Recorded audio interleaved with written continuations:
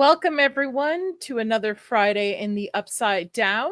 We're here to talk about Stranger Things, episode 3 and 4 of season 1. But before we get into that, please, everybody hit that like button, subscribe to the channel. I am trying to get to 1,000 subscribers by my birthday in March, so I think it's doable. So help a girl out. Still have a great panel joining me today, so I'm going to bring everybody on so we can get started. And nobody can be seen. There we go. Hello, everybody.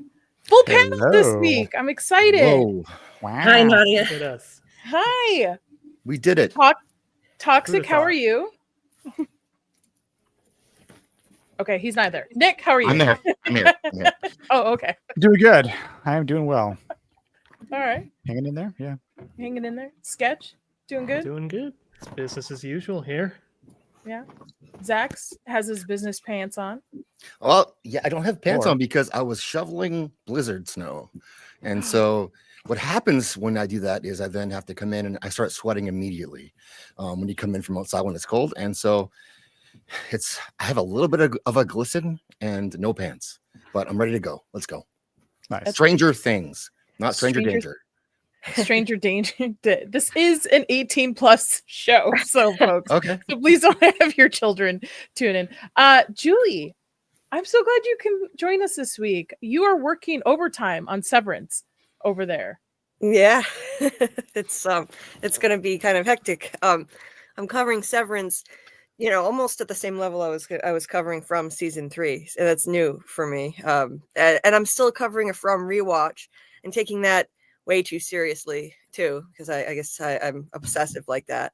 But it's a lot of fun, and I'm happy to be here. I'm excited about this. It's one of my favorite shows. It's a lot of fun, and I never had anybody to really talk about it with, so it's cool.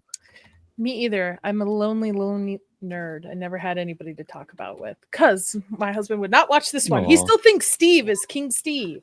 He does not understand. He doesn't understand season 1, Steve. No, he's seen season 2 through 4, but he's never seen season 1. So He doesn't understand the Steve arc. He thinks Steve is a 10 out of 10 character from the beginning. Wow. That's a I mean, he does an about face. He completely changes. So yes. I just want to say hi to everybody in the chat. Rachel, hello. I just made you a mod as well. I just linked the Discord as well in the chat too. Rio, hello, evening. Dieter, I see you there too as well. Perfect. Sketch. Hola, everybody. Okay. If you are watching and tuning in, please do me a favor and share out the link to everybody. Let everybody join us today. And I don't even have my banner. I am, for me, who was like, everybody be on time. I am not I am not put together whatsoever. There. That's the one we wanted. Okay. You can set your watch by Nadia's. Are you guys coming or not? Message. No. 3 minutes. I'm like, are you guys coming? And then I'm not even fucking ready. All right. Chapter 3 is called Holly Jolly. An increasingly concerned Nancy looks for Barb, R.I.P. Barb, finds out what Jonathan's been up to, and Joyce is convinced Will is trying to talk to her. So I think this is actually a pinnacle episode for this season. Oh. Because on first watch, when it was first released, and spoilers for all of this, guys, I really thought Will was dead. Like, midway, because the end of the episode ends with them finding his body. Right. So hold on. I have a new layout. Yeah, that looks better. That looks cleaner. Okay. So the episode opens up with Barb in the Upside Down, basically being chased by the Demogorgon and being killed off. Can I say killed off? I have to learn YouTube rules now. You can. Unalive. Watch hours. Yeah. By a monster. Yes. Hi, love it. R.I.P. Barb. Good evening, love it. Anybody else thought Barb was eventually going to come back? Well, they had that, like I told you last week, they had that big movement, the hashtag Justice for Barb. But this kind of definitively. But then later it was like, well, they brought Will back. Why can't they bring Barb back? Let's start a poll for everybody in the chat. Do you miss Barb? I thought they would for season 2.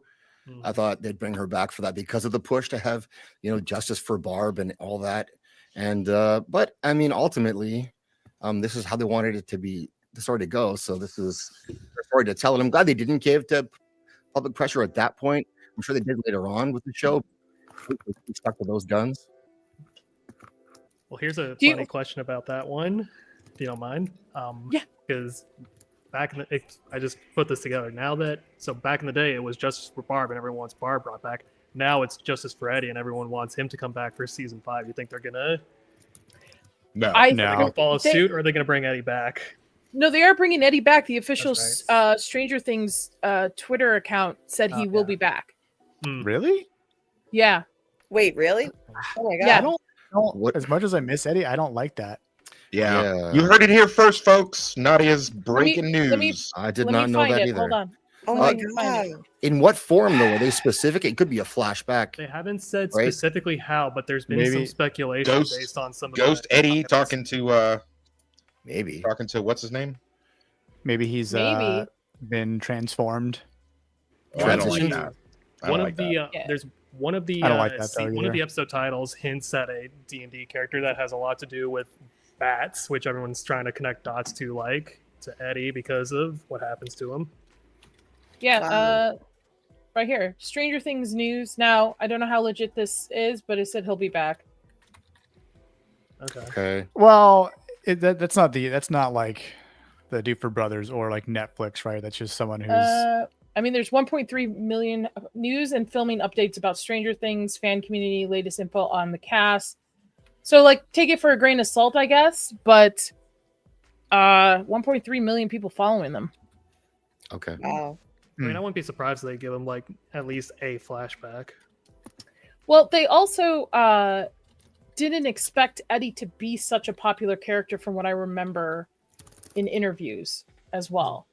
They didn't really think fans were going to take to him as much as they have. Which means that after season 4 was written, they really had no presumption of writing Eddie into season 5, which is the final season. So based on the people's outcome, we have spoken. We are the news, right? So yes, based on our news for saying we love Eddie, R.I.P. Eddie, bring Eddie back, hashtag.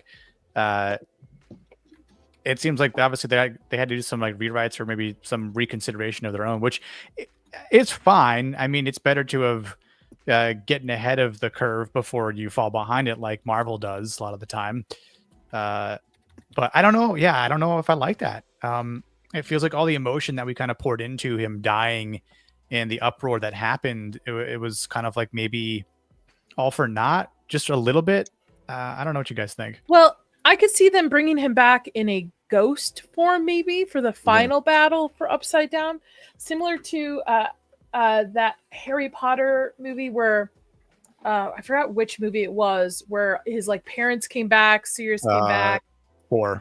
Spoiler. Yeah. Goblet of Fire. Yeah. So where they all came back in a spiritual form. So maybe it could be something like that to help fight the Upside Down. Yeah.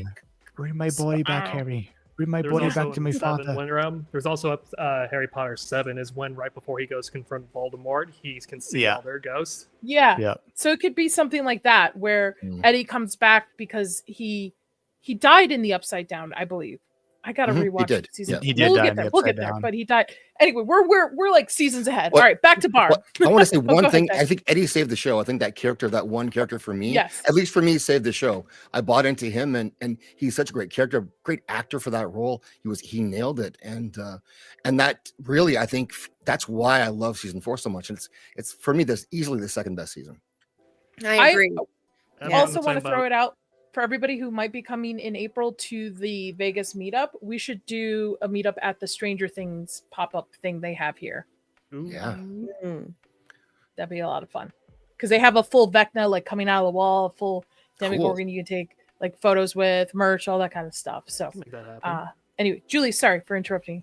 Oh, I was just gonna say I agree. He made the season for me. I thought season 4, 4. It was the best since season 1. And as much as I love Eddie and I want him to be back, if they didn't plan on bringing him back, and if they're only bringing him back for, back by popular demand, then that could be a problem, when they're just contriving some way. Okay, let's just change the rules and bring him back. somehow. That could cheapen the emotional power of his death too. So I have mixed feelings on that. I mean, I'm excited because I love the character, but at the same time, yeah, not so great. I agree. It's almost like bringing back. Wow, From has been just a while back, and now I can't even think of who died at the end of the last season. The father. Jim died. Jim. It's almost like bringing Jim back and not having that death be so impactful like it was. Yeah, and they could bring him back. That's the thing. They're going to try to bring him back, but I really hope not. I don't think it's going to happen. Anyway. Yeah. All right, back to Holly Jolly. So while Barb is literally fighting for her life in the Upside Down, Nancy's getting the sausage. So, and losing her. Did you not forget my sausage pepperoni analysis last time? Until right this moment, yes, I forgot. For those that you, excuse me. For those of you that don't remember last episode, we were talking about that there's a line that Dustin says to Nancy where he's offering her sausage and pepperoni pizza, and it's supposed to represent the sausage being losing her virginity to Steve and the pepperoni staying a virgin and hanging out with Barb. So she chose the sausage. Wow. Okay. It's that deep, folks. It's that deep. Dominic, hello. Welcome. Okay. I think this is also our first kind of view of the Upside Down. We've seen it in passing a little bit with the lab coat guys walking through, but not seeing someone actually die in this. And I'm surprised we didn't see Will at all throughout this. Well, he's survival instincts is a lot better. I hate to keep bringing up the stupid side comic, but while this is going on, he's like foraging and hiding. He kind of accepts his situation really like a lot quicker. That's why you have a character. Stephen King was good at bringing this up a lot.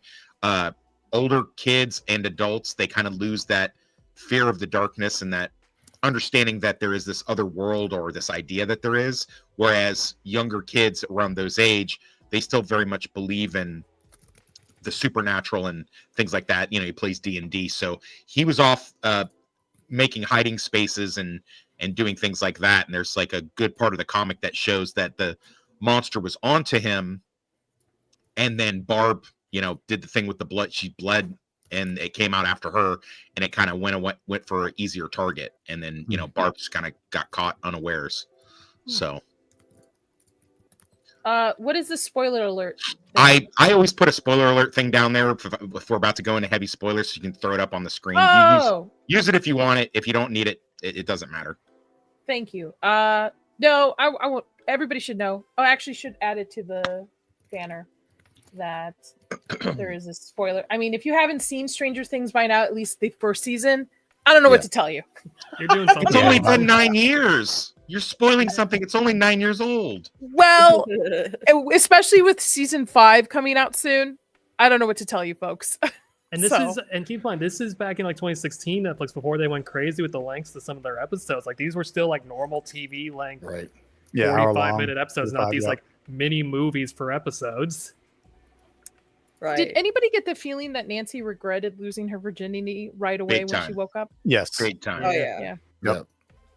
Mm-hmm. Can I go back to the opening scene in the Upside Down for a second? Because there's a cool detail I really appreciated on rewatching. That was that they made the Boston music that Steve and Nancy are playing match the clicking and creature noises that the Demogorgon makes. I wonder if I can play. So go back and rewatch it and listen to the sound. Cool. And they have I think it's the whistle that Boston has in the back of that song. It sounds like the Demogorgons noise that it makes when it's like tracking you. Nice. Okay, hold on. They're getting it on. It's like right when she gets dragged back into the tub. So beautiful. Oh, I see what you're saying. Interesting. I was going to bring that up to sketch that the sound design for this episode was really good. Yeah, throughout it as well. This whole season is a little excellent. bit of good creature sound effect. Yeah. I mean, I like all of the seasons. I think they have some. Season 1 is definitely one of the strongest ones. Obviously, season 4 too kind of helped bring it back. I really like season two. I know a lot of people didn't like season 3. I was okay with season 3. Season 2, I didn't like it, but anyway. I'll reserve my thoughts for later on season 2 versus Emo 3. 11. Emo 11. Yeah. Bitchin' 11. Yep. Emo 11. I remember being surprised when I heard that a lot of people didn't like seasons 2 and 3. I love the entire series. I mean, yeah, there were aspects of it that I didn't like so much. I hate it. There was an entire episode where she was away from the entire cast, like off on her own, where she runs away and she meets those new people, and I didn't like that at all. I mean, that's what I'm talking about. I didn't like the that. long lost, the long lost sister, number 8. Yeah. Yep. I didn't like that because they never concluded that storyline. No. Well, because it wasn't, because it was so universally disdain with it, and they were using that as like a backdoor. They originally intended to have that as a backdoor pilot to another show, to a spinoff show. That's what it felt like. That's what it was. That was their intention, but it didn't play, so they were just like, meh, and then they kind of retcon it with season 4. But speaking of backdoor pilots, we have a Gooch in the chat. I know. I just saw. What's up, Gooch? Stay Gucci, y'all. Gooch. Gooch has his Guccianese show starting in about an hour too. Mm-hmm. Yeah, go hang out there. I know. Afterwards, yeah. Not after this. Don't leave here. Go there. Go see Gooch. Or dual screen them. I need a little bit more views than Gooch. Gooch is, he's too good for us now. He's doing all right. Yeah. Big shot he doesn't need pants. All right, so back to Nancy. So she does, I think we're all in agreement. She has a disdain at the fact that she lost her virginity. Yep. Especially to Steve. Mm-hmm. Yeah. It's all right, Nancy. You could do worse. You could do worse. Julie and I would understand. Seriously, yes. Steve is a catch. Yeah. Oof. I don't like her parents. I've realized at rewatching this season that I think her parents are two of the weakest characters, and they tried so hard. I don't like her. And I don't think she develops well enough throughout the series. Nobody else showed up with a casserole to Winona Ryder's house except her. That's true. Yeah, fair enough. She did care. I mean, she was a little annoying, but I think she did genuinely care about the whole situation, and but at the same time, I get to see what you mean though, Nadia. To me, the dad annoyed me more than the mom. Yes. Yeah. Oh, the dad's terrible. The dad is terrible. Well, the dad's not really like a character, and he's just kind of just background fodder. The mom gets a little bit more interaction with Nancy. It's a little NPC-ish. The mom's more there to kind of set the kids straight when they need it. I remember not liking them at all watching this show, but then watching this again, I kind of want to bang the mom. I was going to bring that up, Zach. Is it in season 2 or 3 when Homeboy? 3, I think. 3. Season 3. Billy? Yeah, Billy. Shows up in his muscle car. Wants to rock her like a hurricane. Yeah, that was. So that happens. I'll be one of those moms. Yeah, I would be season 2, and then they really lean into it more for season 3. Maybe by season 3, I'll get like I'll have like a mullet wig, and I'll just show up wearing the same attire he does, just to cosplay the live stream basically. Hell yeah.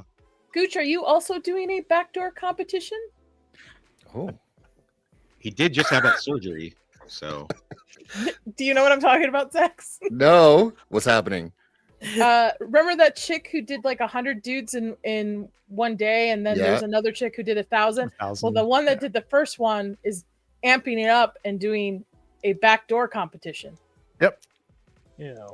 How many? So I'm assuming Gooch is talking about doing his own at this point. Welcome to Stranger Things chat, everyone. Now that how else is he going to get to 50K? How else is he going to get to 50K? What's up, Niet? Anthony, Wild, Margarine. Margarine? Yes. Gooch. Yeah. Gooch. I need the money. Yeah, he does when he needs that money for Vegas. Okay, back to this. All right, sorry. Long way from Canada, right? Yeah. True. And it's blizzarding here today, so we're surviving. Joyce is losing her goddamn mind. Yes. And I'm here for it. I think she portrays a grieving mother very well. That's losing it and is being visited by whatever is visiting her at this point.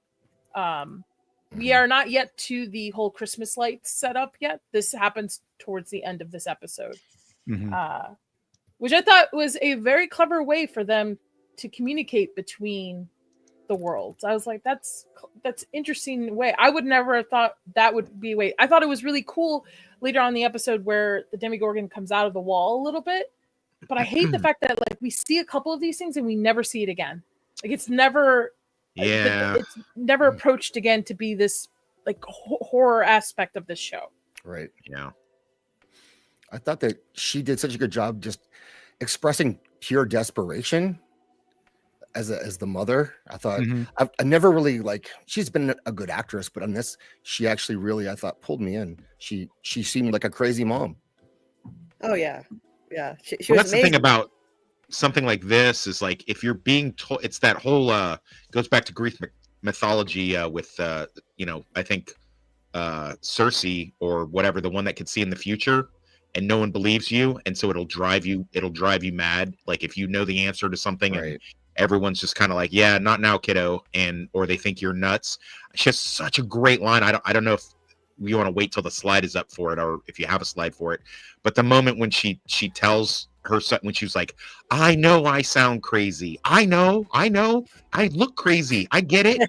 But I'm not crazy. Yeah. She knocked it out. Yeah. Her delivery was just incredible. Like her eyes, what she can do with her eyes. She's just so good at looking totally unhinged. And it was extremely entertaining to watch too, even though she's grieving and you feel for her. It's like we know now looking back now what happens to him. So now I can fully just appreciate the comedy of it because she's hilarious, what she does in this episode. So funny.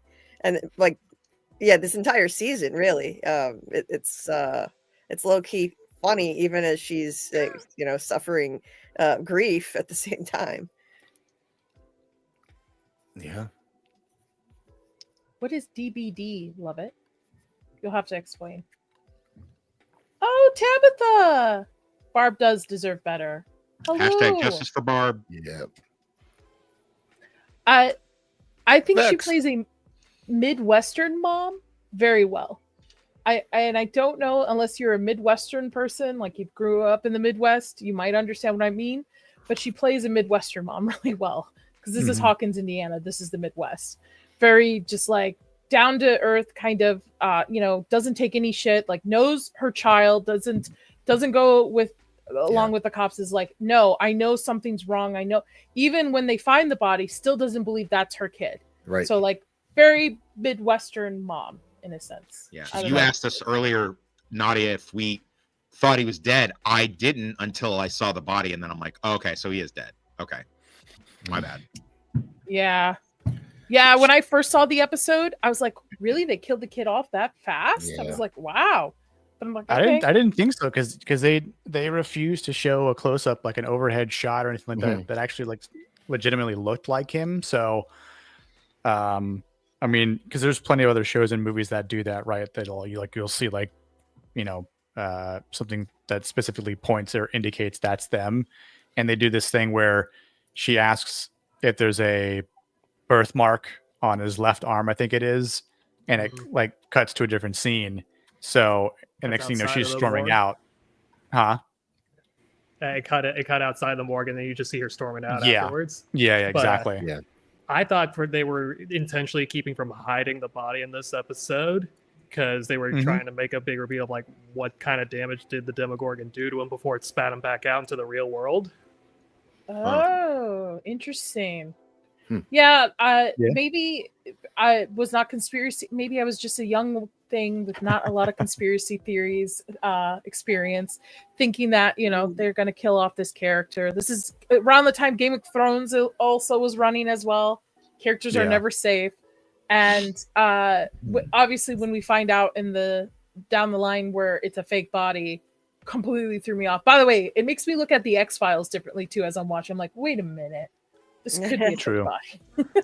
As I'm going through that. Yep. The kids are back together too as well. The rest of them, the boys, with 11, trying to figure out how, again, to find their friend. And I think it's written so well, the dynamic between, you get the kids and then you get the high schoolers who are a little bit more mature, and then you have the adults too. And I think it balances very well, even though they're telling, in a sense, 3 different storylines parallel together. And not, there's like no time taken away from each. I feel like it's spread out evenly. I don't think they heavy waver on one side or the other so far. Right. And that's not easy to do either. And but I remember being frustrated that these 3 groups were not coming together, communicating. If they all pooled their knowledge, then they would have been able to figure out so much. But they're all in their own bubbles. The younger kids, the older teenagers, and the adults. And then, of course, in later seasons, you see intermingling between the 3 groups. Like the adults are sharing information with the kids now, the kids with the adults, and the teenagers. And so they mix it all up, which is good, because if they kept that same formula for every season, it would get stale. So they start mixing it up in later seasons. I kind of had the opposite reaction for later seasons. I felt like they kept kind of keeping everyone separate. They just kind of mixed up what the group compositions were. And because like this first season, I can understand like information and like help not kind of crossing between the groups because no one knows what's going on yet. But when we get to like 2 and 3, and it's very clear things are going down, like, why are the kids not trying to find, like, Hopper or whatever? Or how would Dustin, Robin, and Steve not gone to everyone else yet? Yeah, they still didn't communicate as well as they should have in later. I feel like it's an ongoing problem, but it's the most, like, understandable here just because no one has any idea just what they're dealing with yet. Oh, it's completely understandable. It's frustrating as a viewer because you want them to communicate, but yeah, no, it's 100% understandable. Like they're going to stick with their own age groups and not share that information because who would believe them if these kids just went and told the adults? No one would believe them at this point. Joyce would believe them. True. She was the one to believe She them. would believe it. She would Saying. Call that audience privilege. At least they communicate better than the people in From. I'm just saying. At least they communicate better. That's very true. I still have a theory that there's some supernatural thing because people can't possibly be that thick and From. But just to caveat onto that, so a lot of influences from the early 80s horror was into this show, and the Duffer Brothers and the other showrunners and writers, they utilized a certain storytelling arc that Dean Koontz, who is basically like if you don't know, he's basically like he's a variation on Stephen King. If you don't like Stephen, if you like your horror books to not have so much child sex in them and stuff like that, then you can go to Dean Koontz and he gives you just about the same bang for your buck. And they actually allude to this later on in the episode with the bar that they're at called The Hideaway, which is one of Dean Koontz's more popular books. Interesting. So Dean Koontz is somebody recommended to me. So I have The Watchers and the Phantoms downloaded. I just haven't started either of them yet. Well, you'll notice when you start reading those, Nadia, you'll notice that this storytelling where you have 3 separate kind of plot lines that are eventually going to converge, the frustrating element of these 3, that the supernatural element, they're not sharing information with each other. Dean Koontz does that a lot in his story, like a lot. So many of his different books kind of follow that template of you'll have like 2 cops, then some teenagers, then like a mom, and and they go through 50% of the story until they kind of figure out a way to merge together and pool all their resources, so to speak. So, and like I said, I will start The Watchers tonight then, after the stream, since I got nothing else going on. While I watch Cuccinese. So, yeah. Or whoever's late on tonight. I can tell by their interaction in this scene that Nancy is just like, oh, not having it. Yeah. And I actually think, how in the last episode they were talking about how Steve kind of runs through girls. He doesn't really say. I think Steve actually wants to make this work with Nancy. Yeah. Like, I think he finally found the person he wants to, the classic like high school sweetheart kind of situation. And Nancy's, and it's it flipped, right? Nancy's on the opposite side of like, I don't know, this doesn't really work for me. Yeah. Is it because she's having post-coital regret with Steve, or is it because she's stressed out over Barb and feels like she let her friend down? I think maybe a little bit of both. Maybe a little bit of both. Yeah. I think she also doesn't know where she stands with Steve because he has that reputation. She might be thinking like, oh man, he's going to blow me off now. And she doesn't want to put herself out there any more than she already has. It's definitely on the Steve side because I don't think this is far enough in the episode for her to start to wonder where's Barb. Maybe, yeah, that's right. I have no idea how to say this name. Anodyne? Anodyne? Maybe. Let's go with that. Sure. My husband, don't badmouth King Steve. He was always the good guy. Yeah, okay. Oh, yeah. Yeah. I mean, I think that Steve has finally found someone he cares for, you know, in terms of wanting to make it work. Because it's sort of like I think he realizes that he can have or go after anyone, and if he's already got a list of names, then he's probably like, oh well, I'm still looking for that one that can carry my emotional needs for some time, and Nancy Wheeler was just it. But it came with the cost, though. I think that she's a main character, and so that's why he loves her. plot device and armor for No, Steve you're and not Nancy. wrong. We simplified it for you here. Yeah. Keep it simple. Well, I mean, even if but I never would have thought that she would have ended up with Jonathan eventually down the line. Really? Oh, I expected it. I figured Yeah, like telegraph. Really? I did not expect it. No. Like the unpopular kid who was pining over her. I figured, yeah, she's gonna end up dating. Yeah, that's textbook. That's textbook. Yeah, It was gonna happen. I thought they would drag it out a lot longer. Yeah, guys finished last. I watching this episode, I enjoyed how like the characters, when they did make decisions, they acted within themselves as that character, and they did things that were logical for what that character would know and what we've seen them do in the past. It was very consistent with this. I think the least two episodes were excellent for that, and so often we don't get that. Guys just know stuff or they sense things, and this, like, everyone, even though they do sometimes wildly different things, it makes sense for them to me, and it didn't pull me out at all. So this first season, it's just like perfect. Yep. It really is. Yeah. And then we have Hopper, who's still investigating Will's disappearance. And I like the fact that I think Toxic said this last episode where he's just, or maybe it was Nick, where he's just coming from it from an analytical point of view. So he still doesn't believe in supernatural, still thinks Joyce might be off her rocker, but there might be like a slither of truth going on there. So he's investigating further. And I like that because eventually we get this Hopper who's a little bit naive to the supernatural, and then we get season 4 Hopper who's ready to pick up a lit fired bayonet and go out and a sword, like a flaming sword, and go after a Demogorgon. So very interesting character art to see, and seeing how young everybody is. Everybody talks about how young the kids are, but the adults are young in this as well. Yeah. To where they are from. So but David Harbour, naughty, cheating on his wife. Got caught in a honeypot. So they are trying to. He did. I believe you. He did.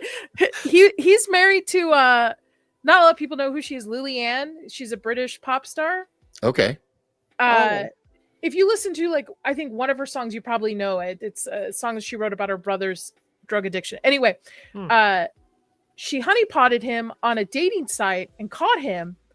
Oh my God. And himself on the dating site. It wasn't like, it was like some dude named Chris, and it turned out to be David Harbour. He David Harbour, his own honeypotted. God, what an idiot. Yeah.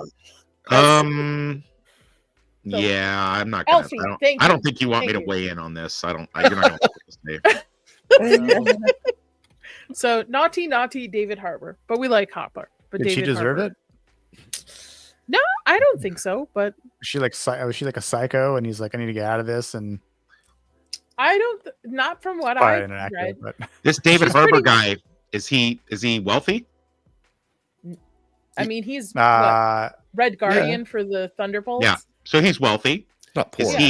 Is he handsome? Yeah, it's not poor. Would you consider him handsome? No. You wouldn't? I think No. a lot of people would, but It's not my type, but No. Fair enough. Yeah, no. would you say he's a celebrity? He is, but she is too. She's just not a celebrity in America. She's a celebrity in the UK. Yeah. So Oh yeah, she had one hit here. I remember her. Yeah. oh, there she is. Yeah. Yeah. when you So are she's- when you're a 1%, she has money, so it's not like Right. yeah, we don't care about your money. Your money, women don't share resources, so they we also don't have a care. child together, I believe. So Okay, well, Oh, he's a 1%er, so he's gonna not cheat. a 1%er.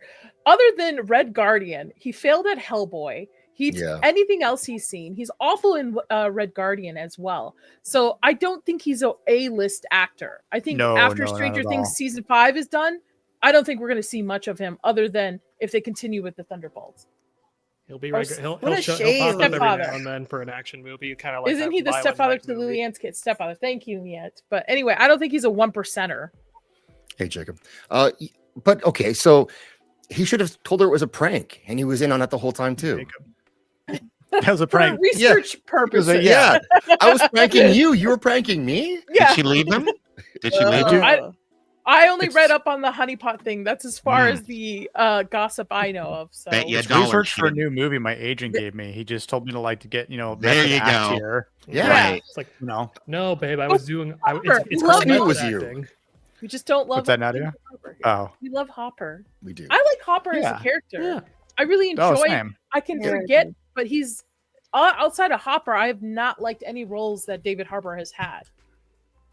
That surprises me. I haven't seen anything else that he's been in. I love him so much in this. He's one of my favorite characters. So I'm surprised. Yeah, I'd have to see his other stuff to know. But I Don't would do have it, thought, Julie. yeah, he's Don't do going it. to Don't do parlay it. this into a great do it. career doing other things. But I guess not. And I think some of it is he's picking the wrong projects too. I mean, I heard that Hellboy thing was horrible. I never saw it. Mhm. But he bulked up. He went crazy bulking up for that. And then it turned out being a complete fail. An epic fail. You did So put on some weight. He Yeah. also did Violent Night, where he plays like a drunk, jaded Santa. Oh, that's I right. actually Yeah. heard that was good. I actually heard Yeah, that That was was good. good. I'll give It was to that entertaining was in good. like the dumb Christmas movie kind of sense, but like Think- it's no Die Hard. There you go, low touch. Look, the couple even met on a dating app. Whoops. Wow. Raya. You may have seen more of him than you realize. You know, he got his start. He was one of the German bad guys in Die Hard 3. So That checks out. Oh, okay. He loves playing those types of roles, eh? Germans. I just don't think he's an Russians. elevated actor outside of Strange. Like most people are going to say, "Oh, Stranger Things," or they'll say Red Guardian. That's Mhm. that's Yeah. about it. And They're Red not Guardian's going not to his say, fault. "Oh, or you were the German guy from Die Hard's whatever." Or some people might not even realize he played Hellboy in that failed Hellboy movie. But well. I don't think he's gonna. I don't think he's like a Robert Downey Jr. Right. or No. a Chris Evans. He's not Those a are Robert. the 1%. Yeah, he's not a Robert. Those are the Downey 1%. Jr. Okay, where, well, fair yeah. enough. You're right. Yeah. You're Yeah. right. Like, if we want I'm to be always generous, right. if we want to Oh, be okay. generous, maybe we can call him a B-list celebrity. Yeah, So he's more B-list, than Maybe I would maybe say C. C. He's not maybe. C. He's not C. Come Maybe on. a C plus. So okay, Depends. so in terms of like his Marvel Thinking yet. counterparts, like who, like There you go. I don't think he's better than any of the original Avengers, Right. or a couple of the other individuals. Like he's not better than Sebastian Stan or Anthony Mackie. Like I mean, I think those actors are higher tier than He's- he is. Mhm. He's like a He's B not a- minus C. Like like something Yeah. like that. I'd say. Florence Pugh. He's maybe not got one Alec up on him. Baldwin. He's Alec Baldwin's Yeah. brother. That's He's who Stephen is, Baldwin. okay? Stephen Baldwin's Stephen really Baldwin. He's one of the brothers. He's like Okay. okay, so he's like Liam Hemsworth basically. He's not the better yeah. Hemsworth. I He's think the that's There that's a you good go. yes. I think that's okay. Mr. Harbour, if you're listening, I think you're a great actor, and I would love to interview you sometime. You know what? If you're looking for voice acting, well, let's talk. I'd be happy to cast you. yeah. I'll keep my opinions to myself. Anyway, all right. We'll clip 11 is it and tag him on them, Twitter. We'll get him. Yeah. Just do go back and watch this episode. yeah. Just please don't watch Cut it, this. cut it, cut it, cut it, cut it, cut it. So 11 is kind of exploring the outside world. Growing up in a lab, she didn't really get to watch much TV, right? Or know about the news. And I'm sure whatever was playing was always edited or like monitored on what the children could watch and stuff. So she's exploring the outside world for the first time at 11. Is she 11 in this at the age of 11? She's right. Like what, around 10, 11, right? Middle school? I don't know. It's Junior high? like me, if I had to guess. Probably.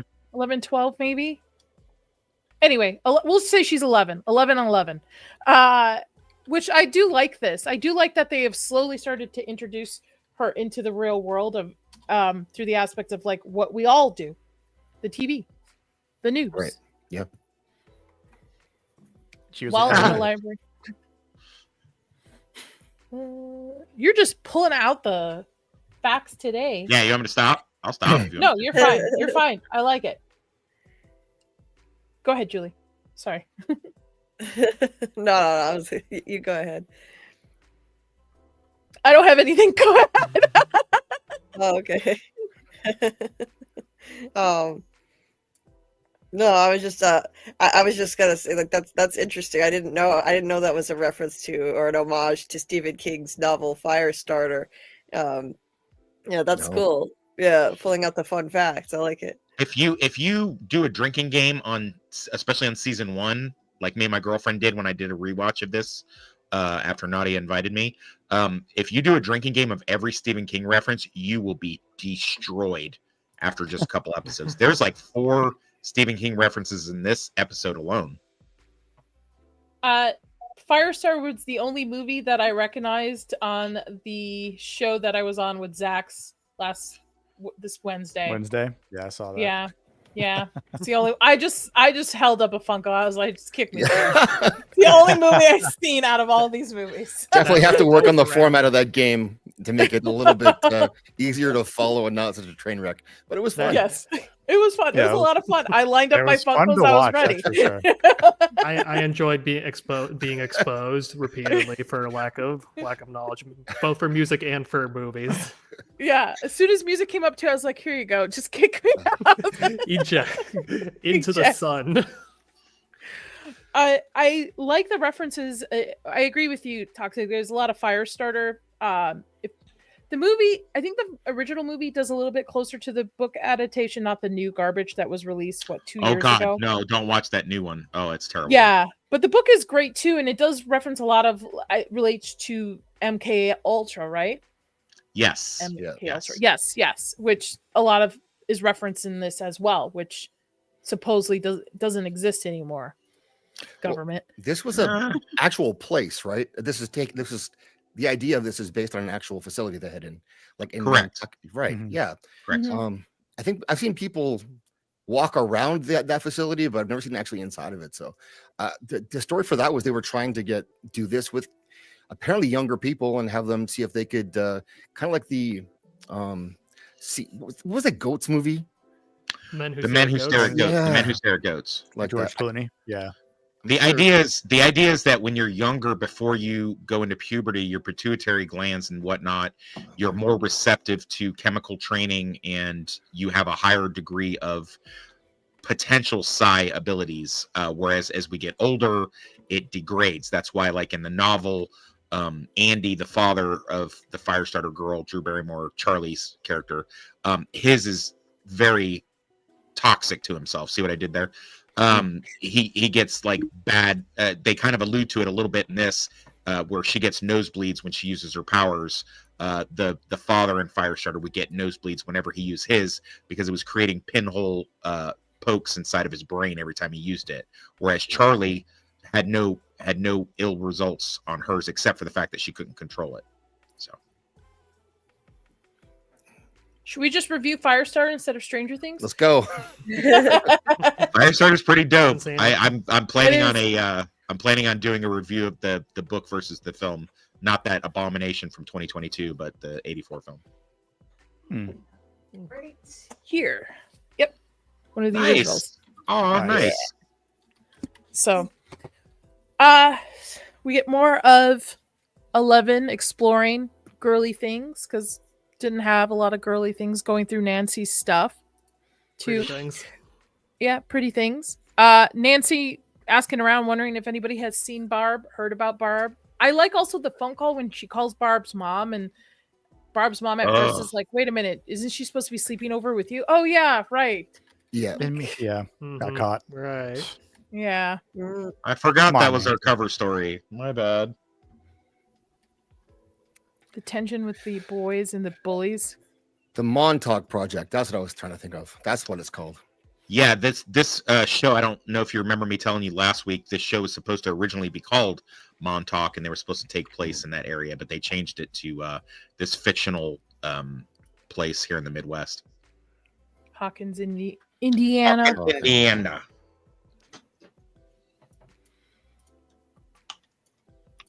And Jonathan's a creep. Yeah. Yes. A Major little bit of a creepy peeping vibe Tom. here. It's art, Puts them away, but- Yeah. Just We're supposed Art to be mad at the research. bullies for smashing his camera, but they were not wrong. This No. creeped me out. Yeah, like this is not like this is so sweet. He's pining over her. No, this is creepy. This is crossing the line now. Yeah. If I had written this, and I wanted Jonathan to be sympathetic later, I'd have had him have that picture, realize that he took it, and then like rip it up and throw it away. Or just stop it from developing all the way. Yeah. Yeah, that's Yeah. good idea. that's his Yeah. form of red light therapy.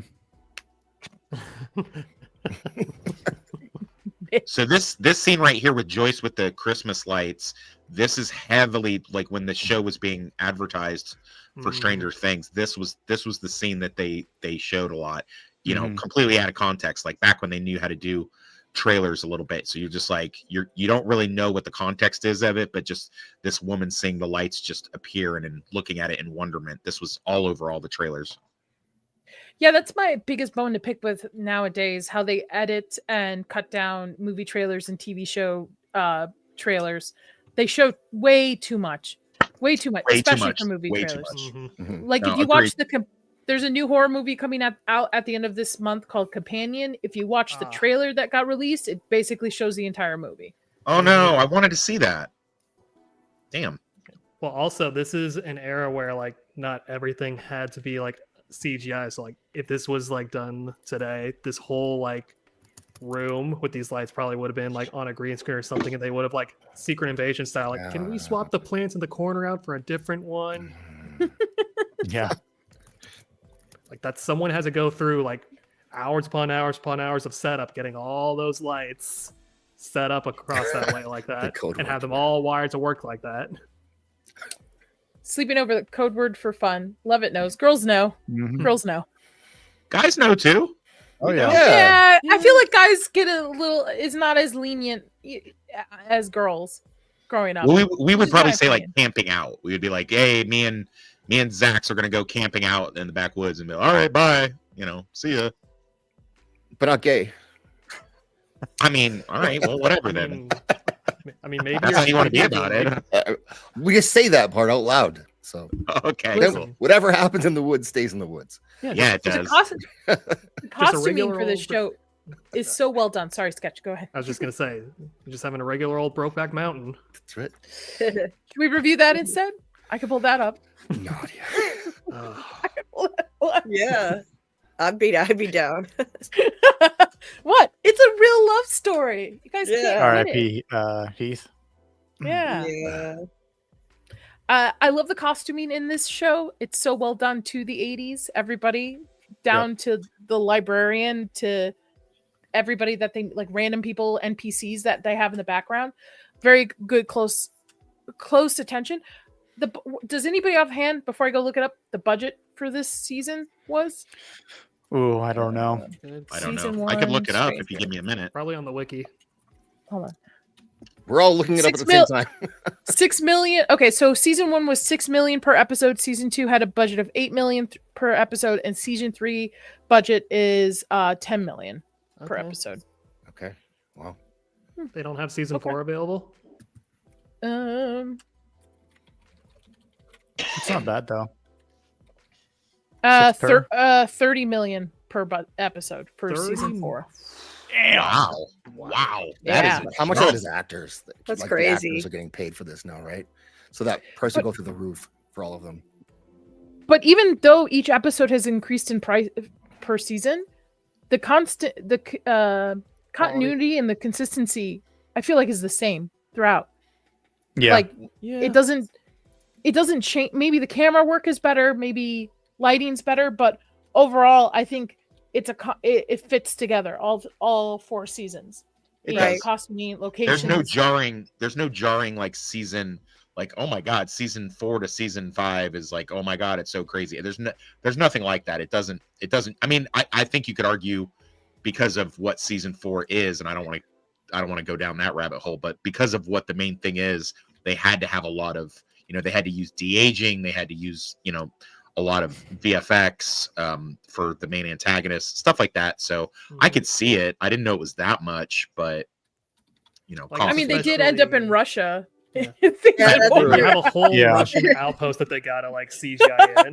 But also some of those episodes that were like, hour and a half to 2.5 hour long. I mean, say like that's only 30 million. Like there's movies that spend, quadruple that on that same length of time. Yeah. So and like Nadia said, the asking price on the actors probably jumped up. Must have, for sure. Right? Also, like from like season 3 on, there's a lot more like shots of like all the monsters like in full on like not necessarily daylight, but like they're fully lit. Whereas this one, they're much more like hidden in shadows to kind of cut around it. The mind flare being one of them. Yeah, that's a lot of particle effects to render. Yeah, it's one of the biggest monsters they have. I mean, and then Vecna, which is part practical effects, part CGI too. Vecna is the practicals, the behind the scenes of him getting in the makeup is the gorgeous. final boss. We got to play it when we get to it. I'm telling you, if you guys come here for the Vegas meetup, the Vecna they have is pretty, like they spent time. It's not just like, oh, they just threw something up on the wall. It's creepy. Like the room is dark and he's just like standing there almost like in his Jesus pose, just with his tentacles and stuff. It's really dope. You know what? I might go this weekend. Maybe I'll take a couple photos. Do that. Do that. And then you can share it in the next stream. Yeah. Yeah.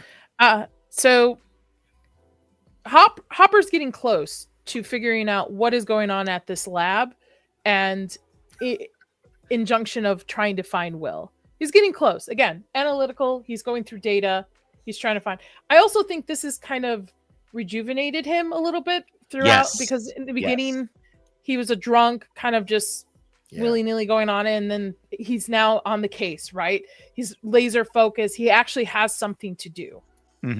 Yeah, I mean, he said in the first episode that like the worst thing that's happened there in however many years was, some what was it? It was like some lady getting attacked by a bird, or it was something ridiculous. So he didn't have anything to really give him purpose after the loss that he suffered, and he was just, the first time we meet him, he's waking up, drinking beer and smoking first thing in the morning, rolling out of bed late, showed up to work. Like he was phoning it in, and now he has purpose.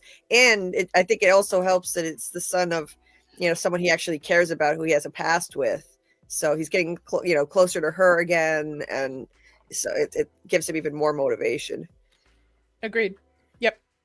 And again, he's one of my favorite characters for the series because I do love his arc throughout. I think the writers take time with him throughout each of the seasons versus some of the characters I feel like get pushed to the side. Like I really do feel like Jonathan is one that kind of gets pushed to the side after season 2, probably.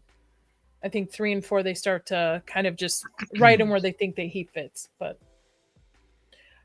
what's up, Jana? Banana. No buttholes on this stream. I'm sorry. Jana. Not that I've seen. Okay. And then Nancy's mom. Zax isn't wearing pants. Oh yeah, Zax isn't wearing pants though. Well, there's a butthole somewhere. Listen, I did apply to be monetized. I'm not monetized yet, Zax. So we'll use it once we can get super chats in here. Okay? We'll say that. Coming over with a casserole to visit Joyce over the loss of her son. Still, there's no body, right? We still think Will is missing. We don't have any concrete evidence of where he is. Actually, they don't. We know as the audience that he's in somewhere weird, right? I don't know. And then we get one of my favorite shots of this episode where this little girl, who's nosy as can be, comes across a demigorgon through the wall. And let me see. I'm going to stop my share real quick. I want to see if I can find it so I can play it. Yeah. All right. Yeah, I've had 3 live streams blocked for sharing clips that were even just slightly too long. So it's right to be cautious. Oh. Nice. Good job. Jump scare. And you're done. The jump Surprise. scare. Nice. Let me throw in that casserole, okay? That transition. All right, hold on. See if it'll let me hold on. The mom looks hot here in this photo. Right? What Yeah, she's doing with her hair. it's working. Italian. She's Italian. Cara Bruno. Italian. Yeah, it makes sense. She's got them good Italian genes. And see, she cares. She's a good lady. That's what I said earlier. She cares. She I think she genuinely cares. Nobody for her. else is checking on Joyce. Nobody. Just, I mean, Okay, I the think I got ex-husband it. comes around trying to get money. Hey, that's creepy. Oh That They was yeah. really never cool, go though. back to it. They That's never so do good. something like this again. That was really cool, though. That was awesome. It's to me, it's a homage to Frighteners. Yes. Yes. Mm-hmm.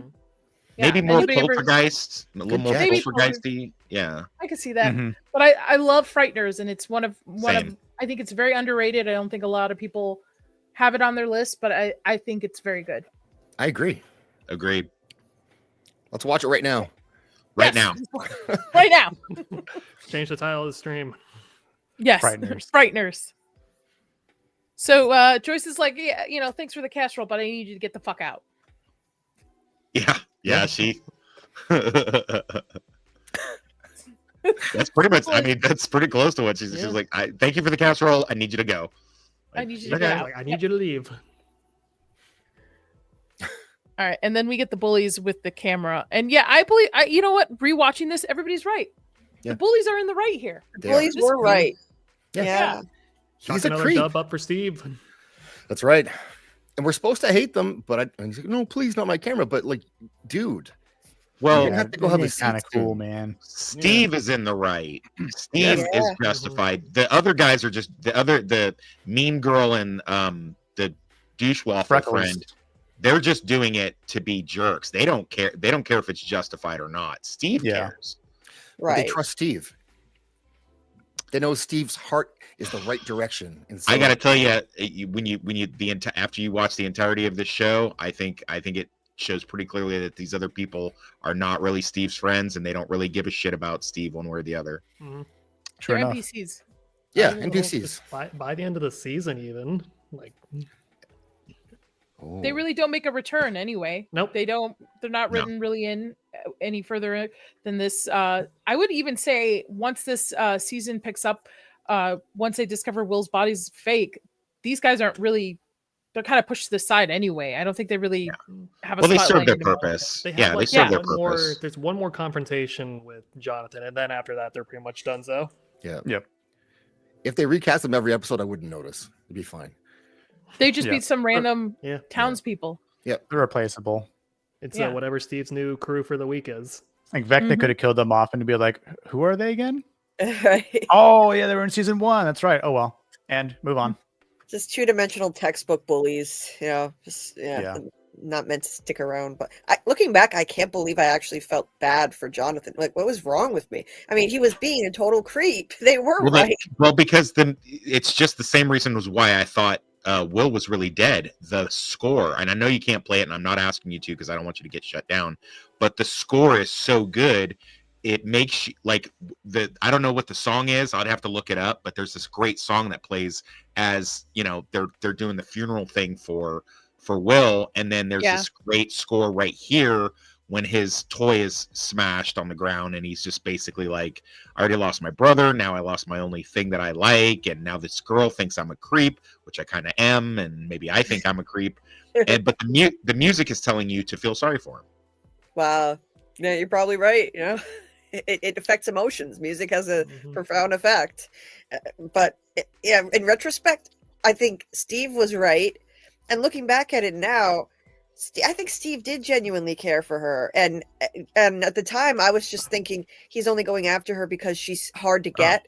He can get any girl he wants. She's hard to get. He had to really make an effort for her. But now, I mean, like seeing his whole arc through all the seasons, I think he really did find that girl he wanted to commit to from the start with her.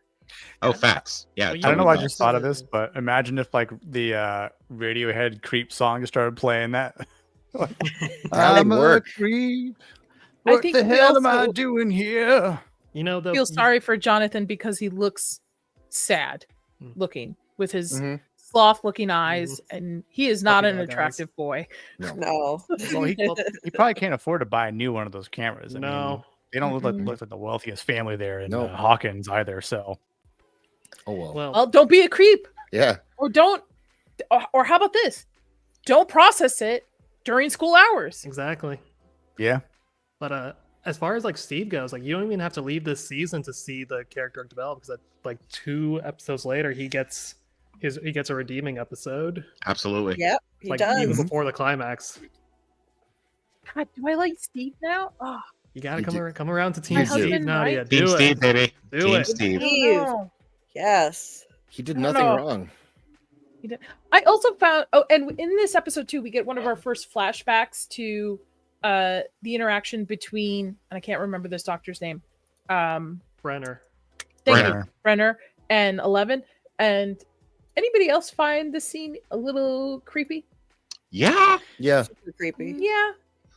Well, I mean, it makes sense because like she doesn't have a father figure, and it feels like this is a way of the show showing that out of all the kids, 11 is his favorite, like the one that he sees the most potential in, and so he tries to show some sort of affection, or at least maybe it's like 2-dimensional, maybe not just affection to her, but also to us as the audience. Like, you know, I know you think of me as a wacko scientist here, excuse me, but I also do care about this subject. But the problem therein is that we're labeling her as a subject, or he's labeling her as a subject number 11, right? So it's like, it's kind of fucked up if you're saying that like she's like the equivalent to your daughter, but you're running experiments on her. So it's like, why would you do that? Right. But also the potential that he sees within her is what she shows right here. She just bodies these 2 orderlies, guards, whatever you want to call them. Just bodies them, and that is, look at the look on his face. He's like looking at her proud, like she just accomplished this amazing task, because he knows that he's grooming her to be an assassin, because not only does she have the raw psionic ability powers, but she has that kind of darkness in her, which is, you know, prevalent throughout the entirety of the series, where he realized, because it's one thing like you can train somebody to kill, but you know, only certain people have like an affinity for it or an ability for it. And he sees that with her. Like she'll, like if pushed in the right direction, she will, you know, she's that, you know, as we're going to find out in later seasons, she's the counterpoint to that other individual who likes it and loves it a little too much. She's just really willing to do it given the circumstances, which makes her extremely valuable. Well, it's also kind of just like embedded her, because she's just grown up in this just cold, dark, sterile environment her whole life. Like she doesn't know normal people behavior. Like big part of her arc across the show is just her learning how to function again, or even for the first time even. Yeah, and I think that's why she goes through phases, because in this season she's more dolled up, girly, like a young doll, one young girl. We get the emo one, and then we eventually get a little bit more mature 11 in season 4. You know, also going through her first relationship with Mike, right? Mike, yeah, Mike. These kids, man. I need to put a little like post note and be like, who's who, right? Yeah, I'm so bad at that, remembering the names of everyone. Part of it, I blame them for having so much time in between seasons. I don't remember so many details. I have to go back and rewatch every single time. But yeah, and just as far as their relationship, her and Brenner, Jenna, it's like a classic toxic parental relationship. It's just in a different context. You know, it's like he is like a toxic, dysfunctional parent to her who's using her, but he genuinely does look at her as a daughter. He's just it's just extremely toxic and dysfunctional and warped. So I saw him as being a direct connection or inspired by Dr. Mengele, which is not like a super fun topic to talk about, but the survivors and Auschwitz would say the kid said they actually liked him quite a bit. He was much better than anyone else there. He brought candy. He was friendly. He was nice.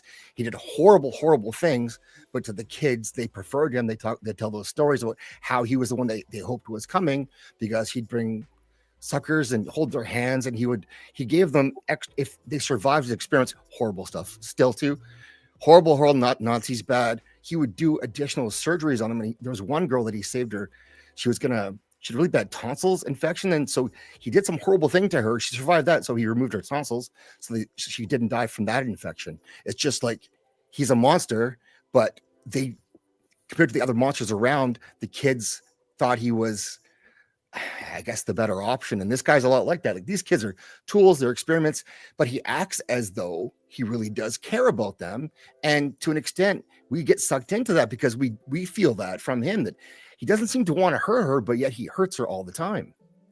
Yeah. And so I thought that's where this performance came from.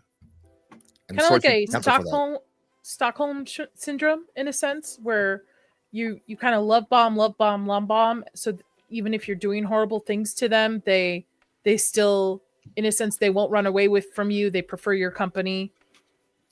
Oh, 100%. Yeah, that's why she even had some kind of pull toward him in return. You know, like she called him Papa. Like that was her Papa. It was Stockholm syndrome. Absolutely. It's hard to, like, that type of a person like this is hard to relate to, because you would expect someone to be just mechanical, and at this point they've done this horrible thing this many times, it doesn't mean anything to them, but to still have seeming compassion and keep doing the stuff you're doing, it's a disconnect for most people. I don't know how you live like that, but obviously people do. Compartmentalize. That was the exact word I was thinking of. Exactly. I think this scene to me is a reflection of another Stephen King, Hi-Ho Silver Away with the Losers Club. Oh yeah. Maybe you get a little bit of E.T. as well, Goonies. Some Goonies. Yeah. Oh yeah. Riding bikes. They're off to look for poor Will. I was almost going to call him something else for a second there. I love this scene too, where Joyce is communicating with him, where she's asking him, 1 for yes, 2 for no, and then eventually figures out to put the alphabet on the wall too as well. And to me, up until this point, I was like, there's no way they're going to be able to communicate together. She's losing her fucking mind. Like, this kid is gone at this point. And I'm interested to read the comic book to see how he did survive on the flip side. But I really like the use of Christmas lights. What a genius way to use it, and also a very cheap and effective way. Yeah. Oh, it was genius and iconic. Like, what an iconic part of the series. Yeah. It really is. It's so memorable. It's so creative.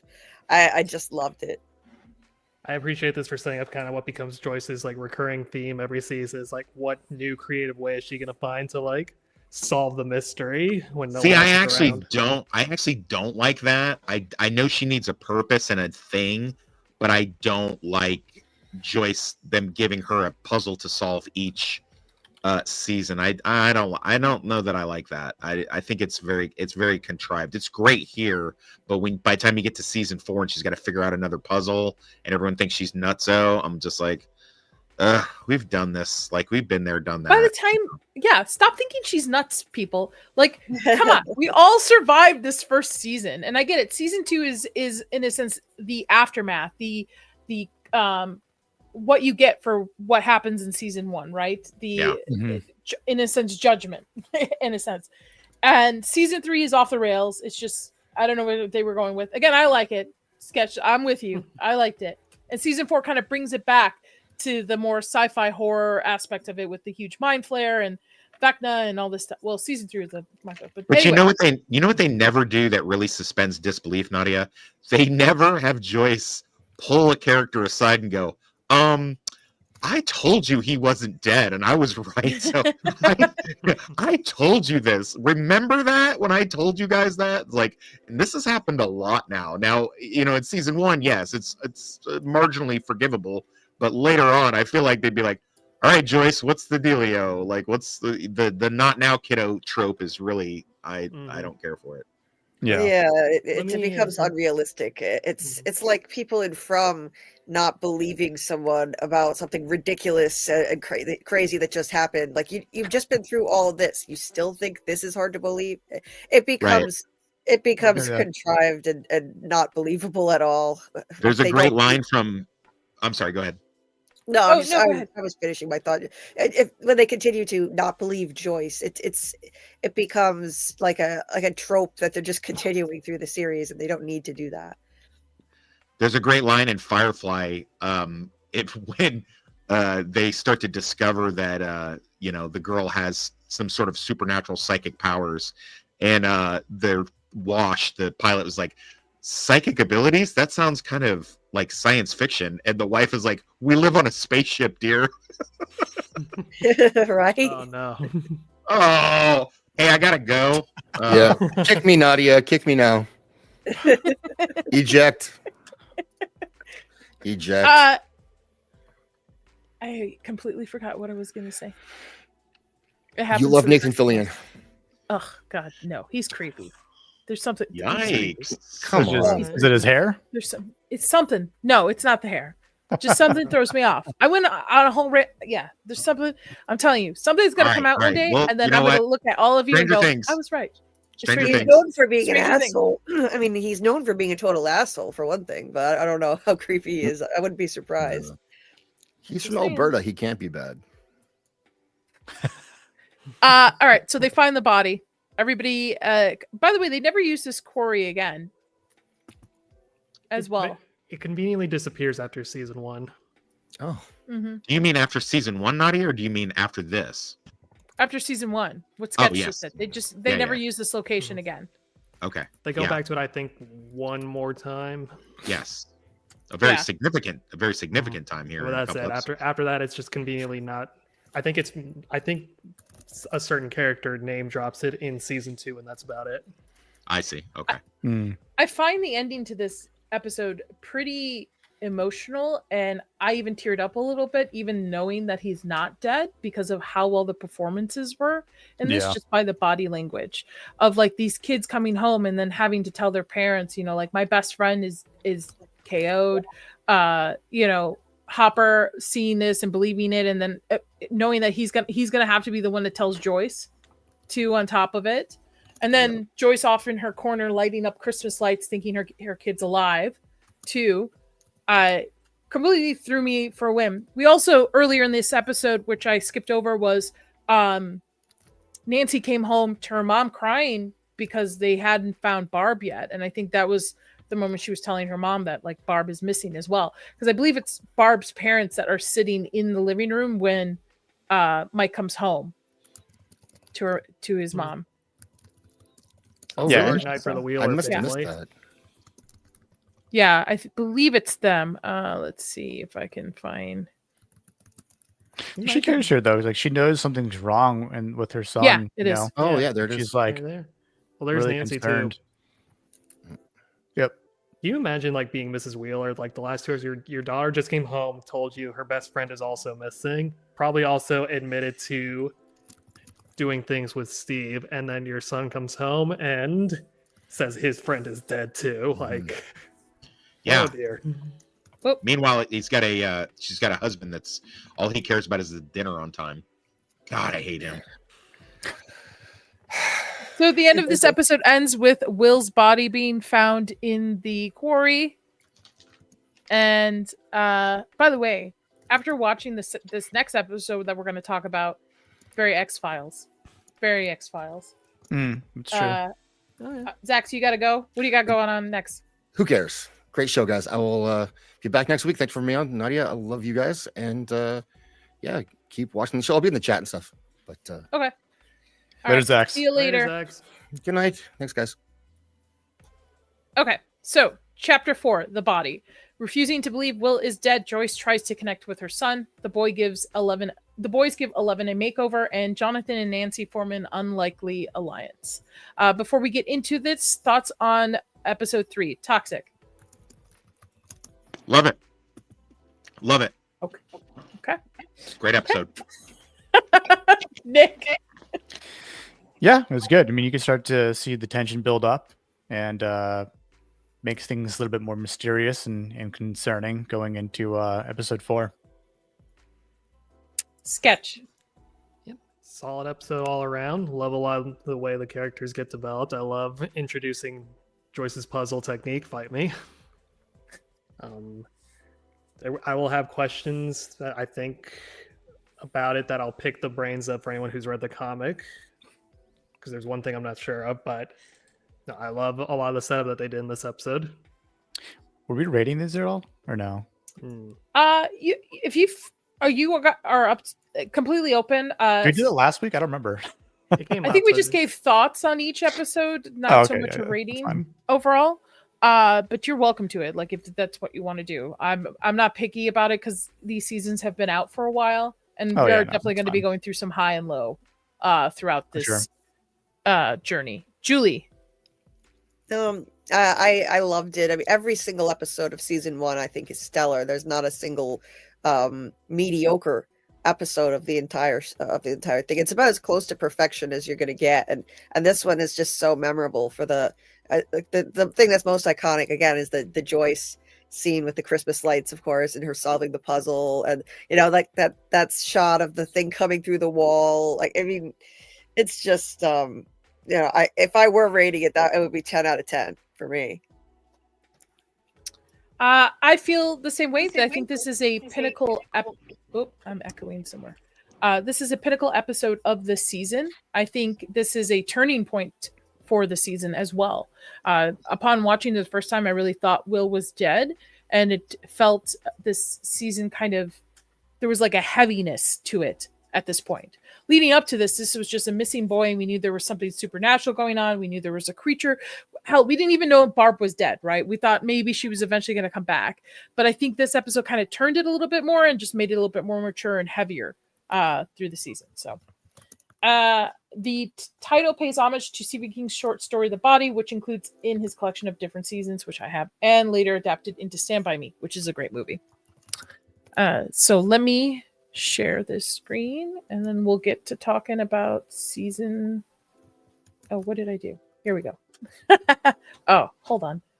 Since Sax is gone, move that. We'll move everybody around. 1 second. Sorry, guys. You're fine. One day I'll pay for a producer. One day. All right. I think that's as best as I can get it. Okay. We'll leave it there. All right. So the body. Opening scene is them at the Wheeler's house. Hopper is telling Joyce about the fact that they found Will's body in the quarry and that she needs to come down and identify the body. She is off in La La Land because she just had the interaction with the Christmas lights with her son. The whole, blink it once for yes, blink it twice for no, and then putting the alphabet on the wall with the Christmas lights too. So, again, heavy opening for this as well. Yeah. I think it picks up right where it left off. And obviously, like you can see Hopper's intrigue start to build up just a little bit. Where he's not. I don't think he's fully convinced that the body is Will's when he's talking to Joyce.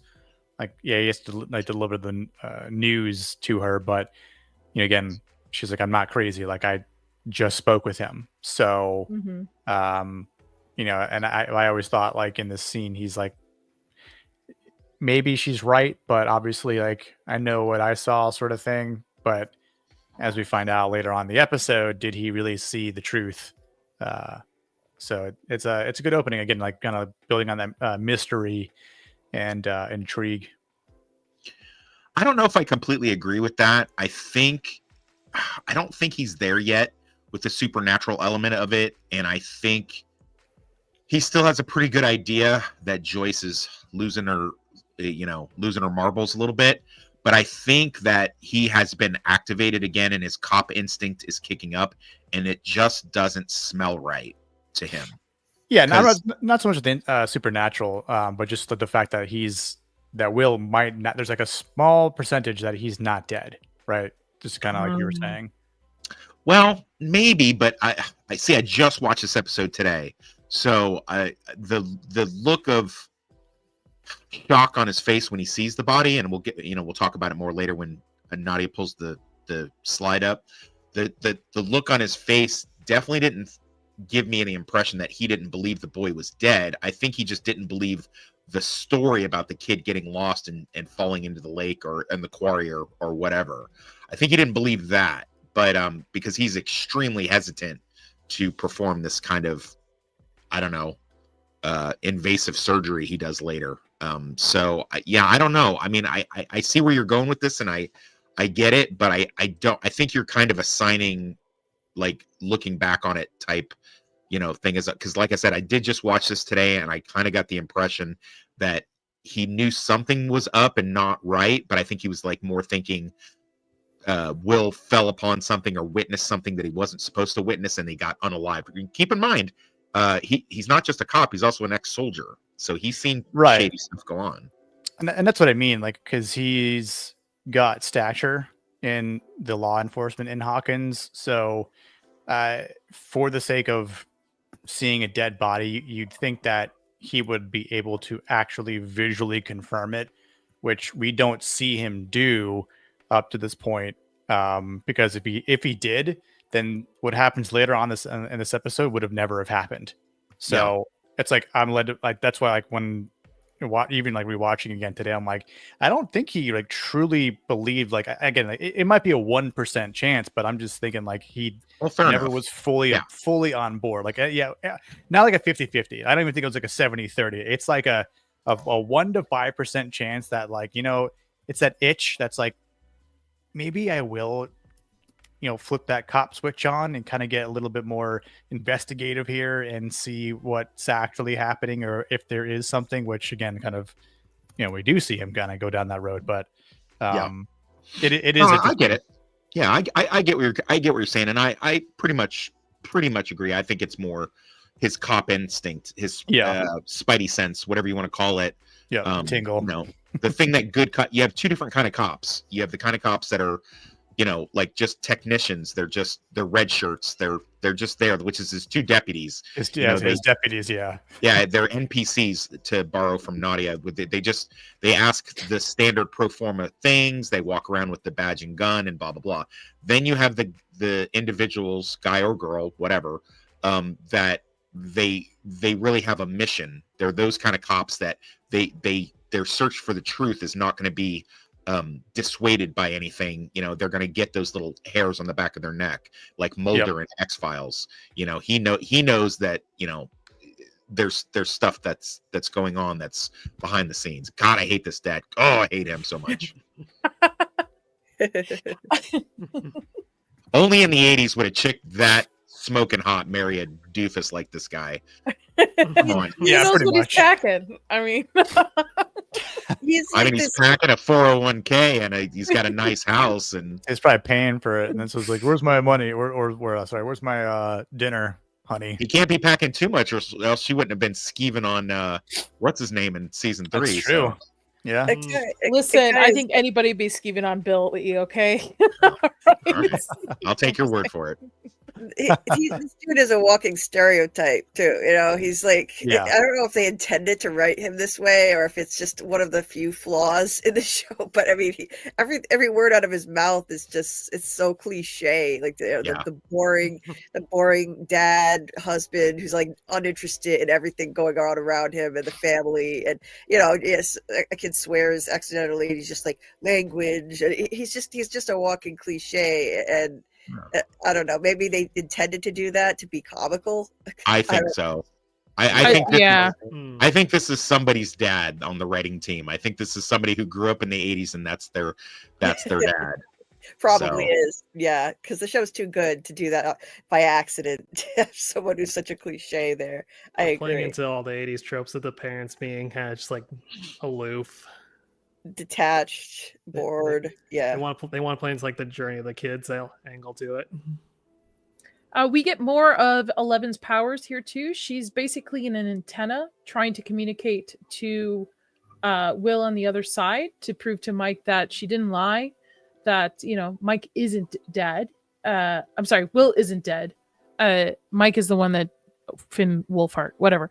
I like this.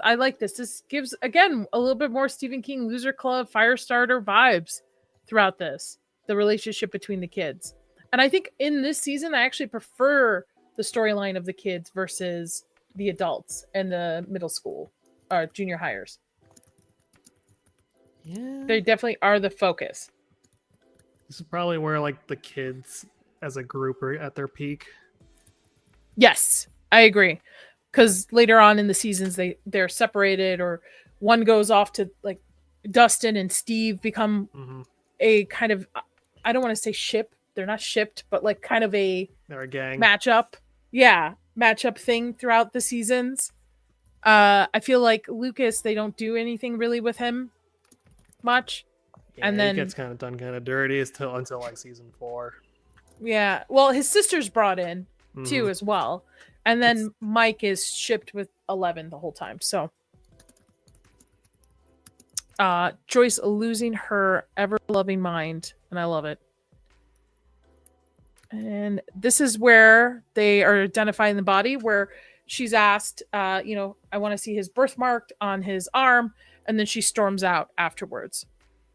Which, looking back at it, I was like, oh, so it was not really a confirmation, right? Because she never confirmed that she saw a birthmark. Right. So she still thinks this is not her kid. Sneaky and would trick. they know? Yeah. Would they know? Yeah. It's a trick on me. It worked because I didn't catch on to that they cut away. I believed it. I was actually surprised to find out the body was fake. So they got me. Everybody going through the emotions here. Oh, look at that hair, man. That hair. Do you guys like obsess when you have good hair over your hair? That much? You guys? Yeah. I mean, I'm thankful I still have mine, and my husband doesn't have any on top. He's got a good I'm beard. old, but I'm just, I think if anything, I don't have a problem with my hair. If anything, it's just more so the salt and pepper. That's just life and stress, though. Hello. I try to take care of mine, but that's just because I'm in a pool and like it's surrounded by chlorine regularly throughout the week. So if I don't do it, it's going to get eviscerated.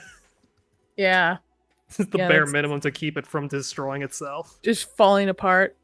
At this point, Nancy's pretty much dumping him at this point. Yeah. His hair gets better as the seasons go on, though, I have to say. Mm-hmm. It does. He's in a band. To its own character in itself, almost. Steve's hair. Yeah. That's true.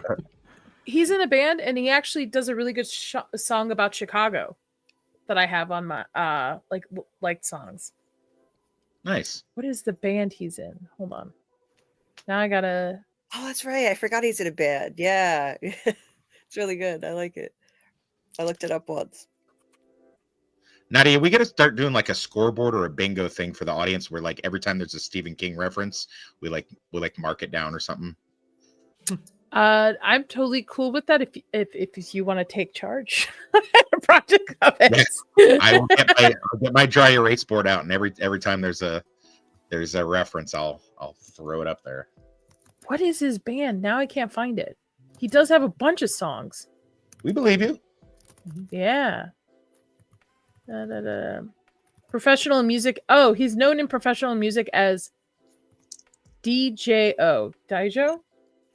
DJO. Yeah. Hmm. He's got a great voice too. I do like his stuff. Interesting. Anyway, Is it like okay. rock? I'll check it out. Rock pop ish. Okay. Yeah. Yeah. He's Fits the also vibe. is he British, I think, right? I believe he is. Is he? No, he's American. No, he's American. I thought one of them was. Yeah. Is it Jonathan that might be? What's No, his I think name? it's Eddie. Eddie. was Eddie. British. Oh, Eddie's yeah. British. Yeah. Her losing her mind. I love these screens. I don't Mm. care if anybody leaves. I'm not going to stop looking for him until I find This him was and the bring scene. him home. Yeah, this was the scene I was talking about where she's like, Mhm. I know I'm crazy. Like, I know it looks like I'm crazy. You think I don't know what I sound like? Maybe And he we'll shouts just on the public street in front of everyone. do a drinking game for the finale with the Stephen King references, because I'm sure there's a lot of references in the finale as well. I'm telling you, if we do that, I have to work in the morning, so it's like I can't be getting trashed. I'm on carnivore, but I believe carnivore you can have tequila still. So Dear God. straight though, not like a mixed drink. The scene does not contain Stephen King references. Ding. We'll turn into like a little like Cinema Sins counter. Look how baby they are. And I They're compared to how they look so now. young. This is where they change her into this, which I never liked. I know. This is obviously boys thinking like baby dolls. Yep. Mhm. Which made it was cute and comical too. You know, this is Yeah. Yeah, because it's Thinking like you girls say, it's like you say, this is what a 12-year-old boy would think a girl would supposed to look like. Yep. This is what they think. This is how they think makeup works. Yep. Like I've never seen this in my life. But I'm pretty sure this is what you do with it. Yep. It's hilarious. But Well, I mean, yeah, it's the All first she time. says, pretty. It's the first time pretty. It's the first time she's actually been able to be a girl. You got to admit, And not- that'll choke you up a little bit. That'll choke you up a Yeah. little bit. When you Oh watch that. yeah. And I will say, I do like the evolved relationship between her and Hopper after this season too, Yeah. because in a sense, she's the surrogate daughter that he lost, right? So Oh yeah. able to fill that role. I like that relationship, especially the cabin scene. Mm-hmm. I think that's season 3. Yeah, their relationship is one of my favorite parts of the show. It's beautiful how she becomes his daughter after he lost his own daughter. There's no way you can't replace one child with another, but she just fills a void in his life and becomes a new daughter to him. And it's a beautiful thing to see, really. It brings out the softer side of him. He's not two-dimensional. He's a deep and complex character. So it's lovely. It brings out the gentle, delicate side of him, the way he treats her versus everyone else. As I think majority of daughters do bring out in their fathers. Yes. Because I know my dad is a lot softer with his daughters versus his son. And I see it with my uncles too. A lot softer with their daughters versus their sons. But that must be a dad thing. Yeah. Oh, and that one word she says, just pretty. I love how in season 1 how little she spoke. It became such a comical thing that she would just say one word. It was just her, classic 11, just out of the lab, socially like alien version of 11, and she did such a great job portraying that with so few lines. That actress did an amazing job with that. Yeah, I agree. 100% agree with it. My dad is Persian. Do I need to say more? Yep. My dad's Middle Eastern. Treat their daughters way different. Nick should know too. Treat their daughters way differently. We are princesses. No matter what age I am, I am spoiled rotten by my dad. Even in, well, I don't want to say my age, but even in my age right now. You can admit that you're 25. It's okay. It's not a big deal. 25, bless you. I wish. Maybe up here. Stop this ass to the show host, Toxic. All right, I'll stop it.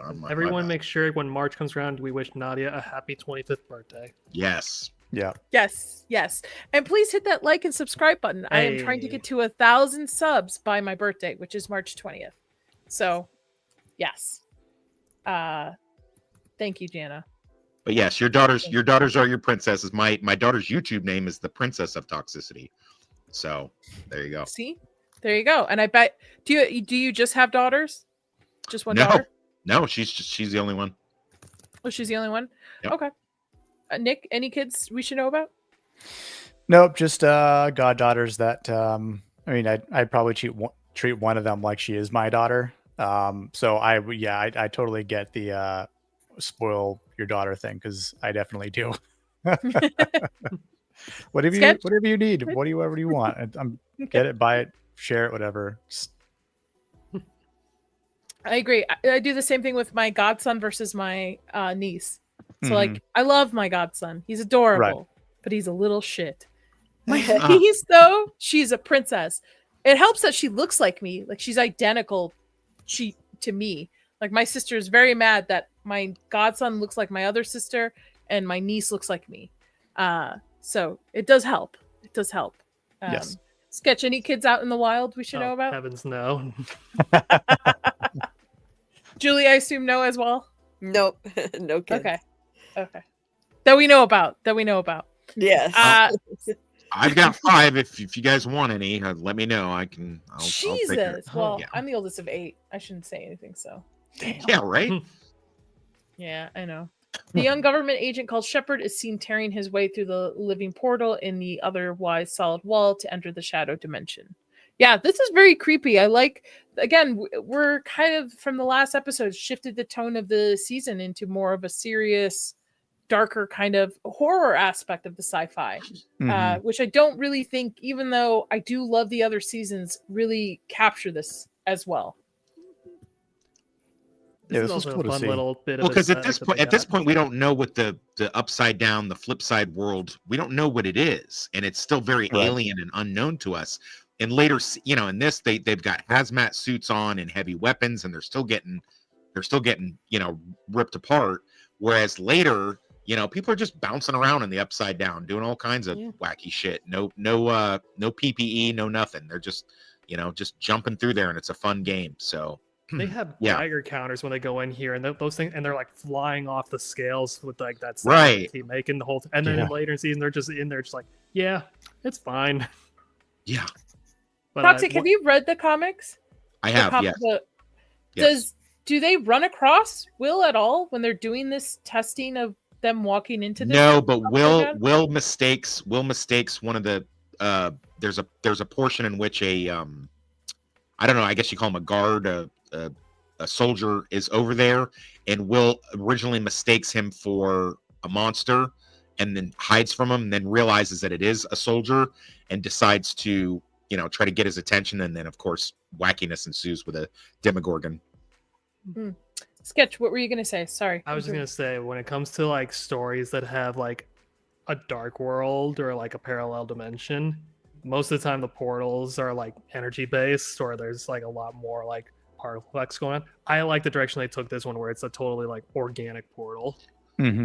Agreed, but they did rip this off though.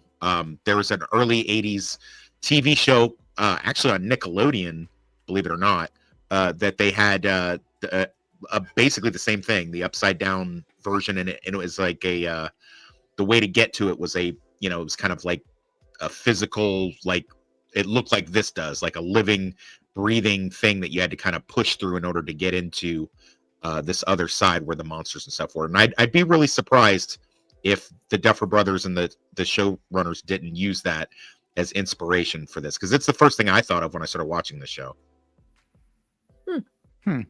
It's not Erie, Indiana, is it? No, this is when Toxic was like a young guy. I was like 8 or 9, so this is like early. This was the time of that show, was probably right around the time of when this is supposed to be taking place, so like 84. So what was the name of that show? 84. It was I'll have an answer for you next week, I promise. Okay. All right. What's up? What's up, Joaquin? Jaquan? Dude. So they're taking 11 to the high school because they decided because they're part of the radio AV club. AV club. So they thought, okay, they've got better equipment in there to kind of elevate her powers in helping to find Will. Well, this is after she demonstrates that she can briefly contact Will and play his voice over their little handheld radio, but it drains her power a little too much. So they need the bigger, more hefty equipment to get establish a lot bigger connection. They think that they're going to be able to talk to him by doing that. Yeah. I like it. Again, yeah. I like the kids aspect storyline to this whole season because it feels like I get I'm a 90s kid. I wasn't an 80s kid. I went to high school in early 2000s, but we kind of had this were no cell phones, kids, sneaking into school after hours, having different types of clubs after school. So I feel it feels relatable. I don't think somebody in later generations would feel relatable to this, especially if you came across like cell phones. So. No, if this was my generation, they'd be using like Windows 95 to do this. Yeah. Yeah. Yeah. Maybe a Windows Vista if they were really, really lucky at a private school or something, but not Indiana. The school announcing both Barb's disappearance and Will's death. Womp womp. Nancy not believing shit too either.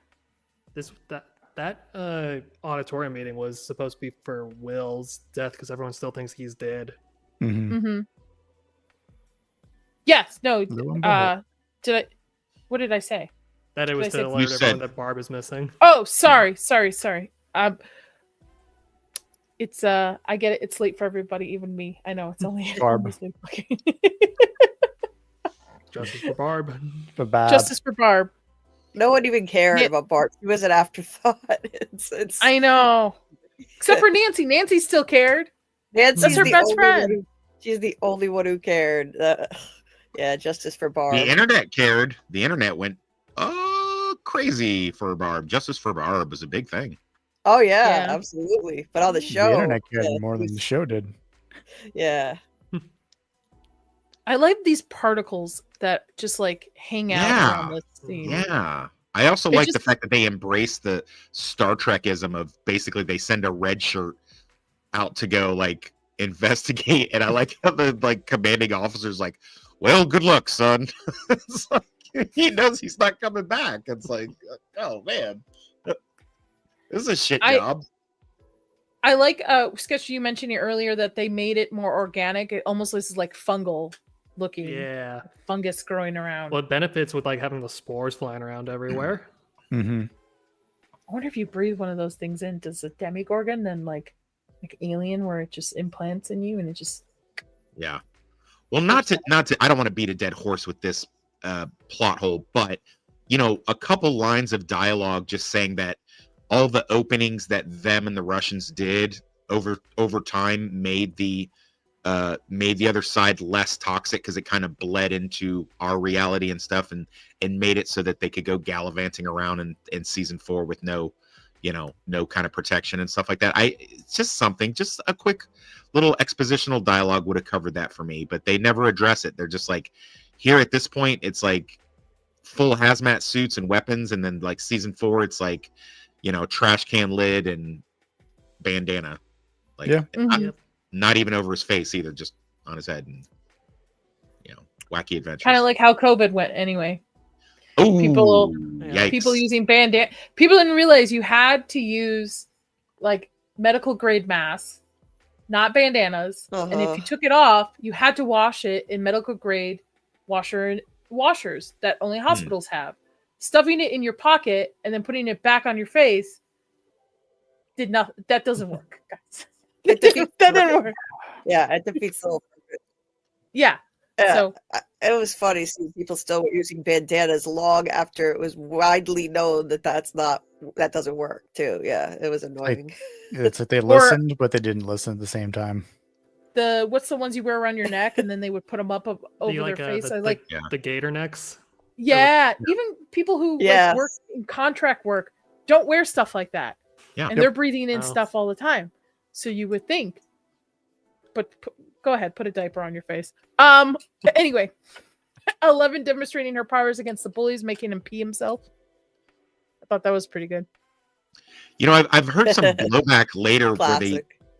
where they say, you know, like the kid goes too far, like trying to like unalive the kids and like, listen, man, this is the 80s. If you're about to get in a fight with a weaker kid and you just stood there frozen and pissed yourself, dude, you might as well move away to another state. Like, forget about it. Like, and that's junior high school.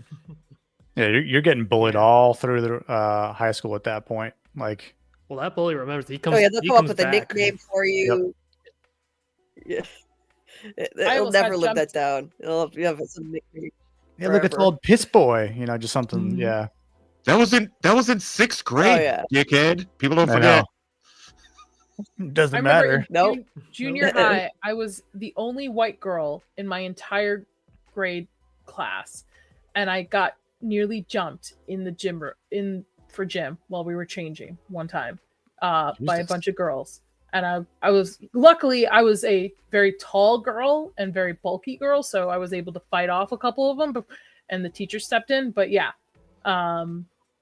kids are mean, man. Kids don't know no limits when they're heated like that, especially with the hormones and emotions going rampage. So yeah, you got a hate crime. I mean, I'm technically brown, so is brown on brown hate crime, I guess. Idiots, yes, but it's not the best area of Chicago. All right. Moving on to Jonathan, who has to man up because his mom is losing her shit. But she's right. The audience knows she's right. Jonathan doesn't know that. So he's going through the grief of not only losing his brother, who he felt responsible for, but also having to do all the decisions like pick out the casket, figure out the burial rites and stuff. And I think this helps him and Nancy bond in this episode, even though he's a creep still. Yes, I rewatching it today, I kind of didn't buy her. She's really open-minded about him basically taking a pervy sex picture of her. I mean, she's real. I mean, I get it. She feels bad for him with his little moppet hair and doe eyes and stuff, and that his brother is, probably dead. But man, she is really forgiving. Nancy is like, she's just like, all right, she's into it. Well, maybe she's. I mean, yeah, maybe we glossed over it a little back before. I think it was the last episode where she goes back to Steve's house and the Demogorgon basically runs right behind her, and she supposedly catches a little glimpse of it. And I think it's this scene here because I don't know if this is where she's already reconstructed the photo yet, or she happens to go to him, and it's because she describes the Demogorgon almost in the exact way that Joyce does, which kind of puts her and Jonathan on the same team. It's nothing. I think that's kind of where it all starts to come together. Wow, Sketch. I completely overlooked that. Thank you. I didn't even realize that. Completely forgot about the because I think that she brings it. I think Nancy brought it up in that scene in the alleyway with Steve, and he's trying to tell like it was just a bear or something. Right. Correct. I think they also kind of use. I think they used the scene in the alley with Steve. I think we're supposed to believe that Steve's caring more about the cops finding out that has booze at his party is more important than actually finding out what happened to Barb and stuff like that, and is kind of trying to dissuade her from going to the cops. And I guess we're meant to understand that, that kind of turned Nancy off a little, or made her kind of like, ugh, got the ick from that, and maybe that pushed her towards Jonathan a little bit, despite his, creepy voyeurism. So I mean, I could buy that. I could buy it. By the way, Hideaway, Dean Koontz reference right here. Yes, the bar in which Hopper is in and gets some information as well. Finding out that the medical the autopsy person was not the same person that usually does it for the town. It was somebody that they had brought in, which reminds me of, I think it's episode 1 or 2 of X-Files from last week. I can't remember. I think it's 1, where they go to a town where it is 1, where a bunch of kids are dying off And they go to open up one of the caskets, and somebody had like put a weird body in there. Was not the body of. Anyway, very X-Files influence in this episode too. I thought very much so. Yeah, Cool. Yeah. See that. Finds out that, and I was like, haha, because the same thing happened in that episode where they found out the only reason why they were able to find out anything or get this town was the medical examiner who had done the autopsy for the previous 3 victims was out of town when the 4th victim died. So they had just like a normal run-of-the-mill guy stand in who notified the FBI. Otherwise, because the original medical guy was in cahoots with it. So yeah, Nice. and I was like, fuck, this is influenced. Well, I mean, Stranger Things is influenced by a lot of things. Not only the 80s with Stephen King, Dean Koontz, X-Files. You could get a lot of influences throughout this entire series as we progress through the seasons. Yeah. Yeah. Mhm. Yeah. Hopper getting drunk with this guy and finding out the information. And I think, let me see if I can find it.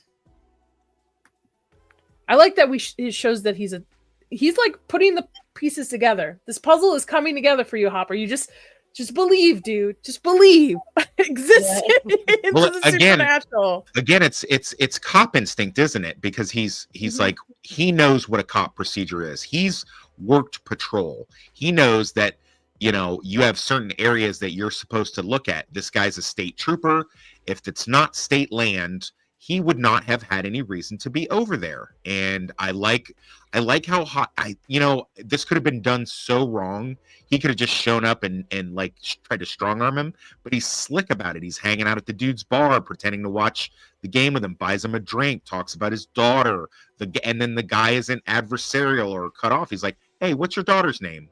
Cheers to your daughter. And they kind of have this friendly banter before it goes sideways when Hopper starts digging a little more closely than the state trooper would allow, and then it becomes physical.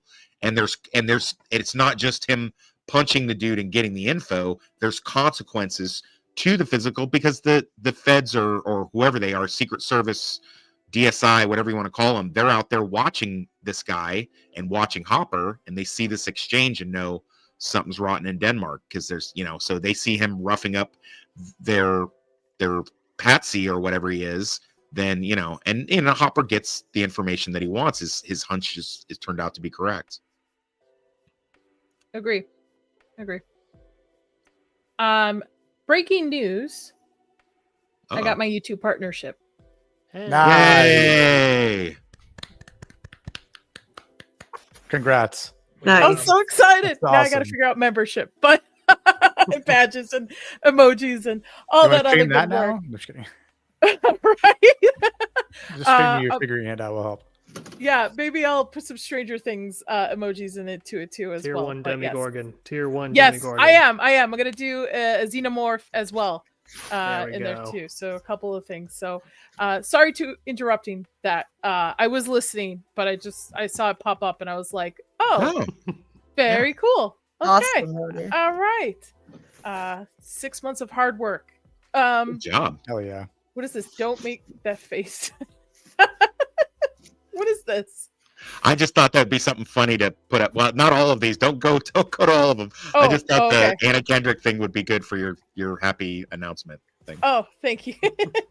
So that's awesome. I'm excited. All right, back to the episode. We've got the kids with 11 trying to amplify, and we also get an additional flashback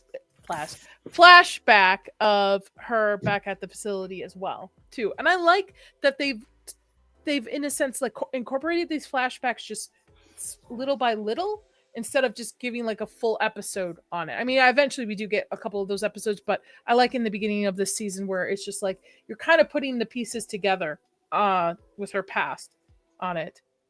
And it also shows, similar to this mark, like he's trying to get her to basically KO this dude in this photo.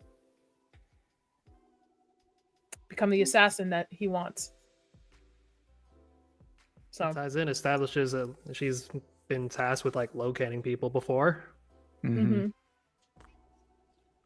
Yeah. I like it. I like it. I like MK Ultra conspiracy theories. Not that it still exists. To the government out there watching us. Disavow. He is such a creep, man. I don't like him. I don't think he has any redeeming quality. I know they tried to redeem him in later seasons. They kind of did. They kind of before his death, kind of. I think it's either season 2 or 3. I can't remember exactly. They almost gave him. They try to make me feel a little bit more empathetic towards him. I think that's season 4. I think they bring in Paul Reiser as the antithesis to this guy. Yeah. And Paul Reiser is sympathetic. Yeah. Mm-hmm. I can see. Okay.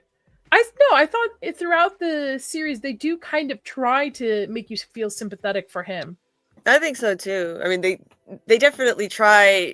Even by the time he dies, I felt like that's what they were going for, like giving him a sympathetic quality, at least a little bit. But in the end, there is no redeeming him for what he's done at all.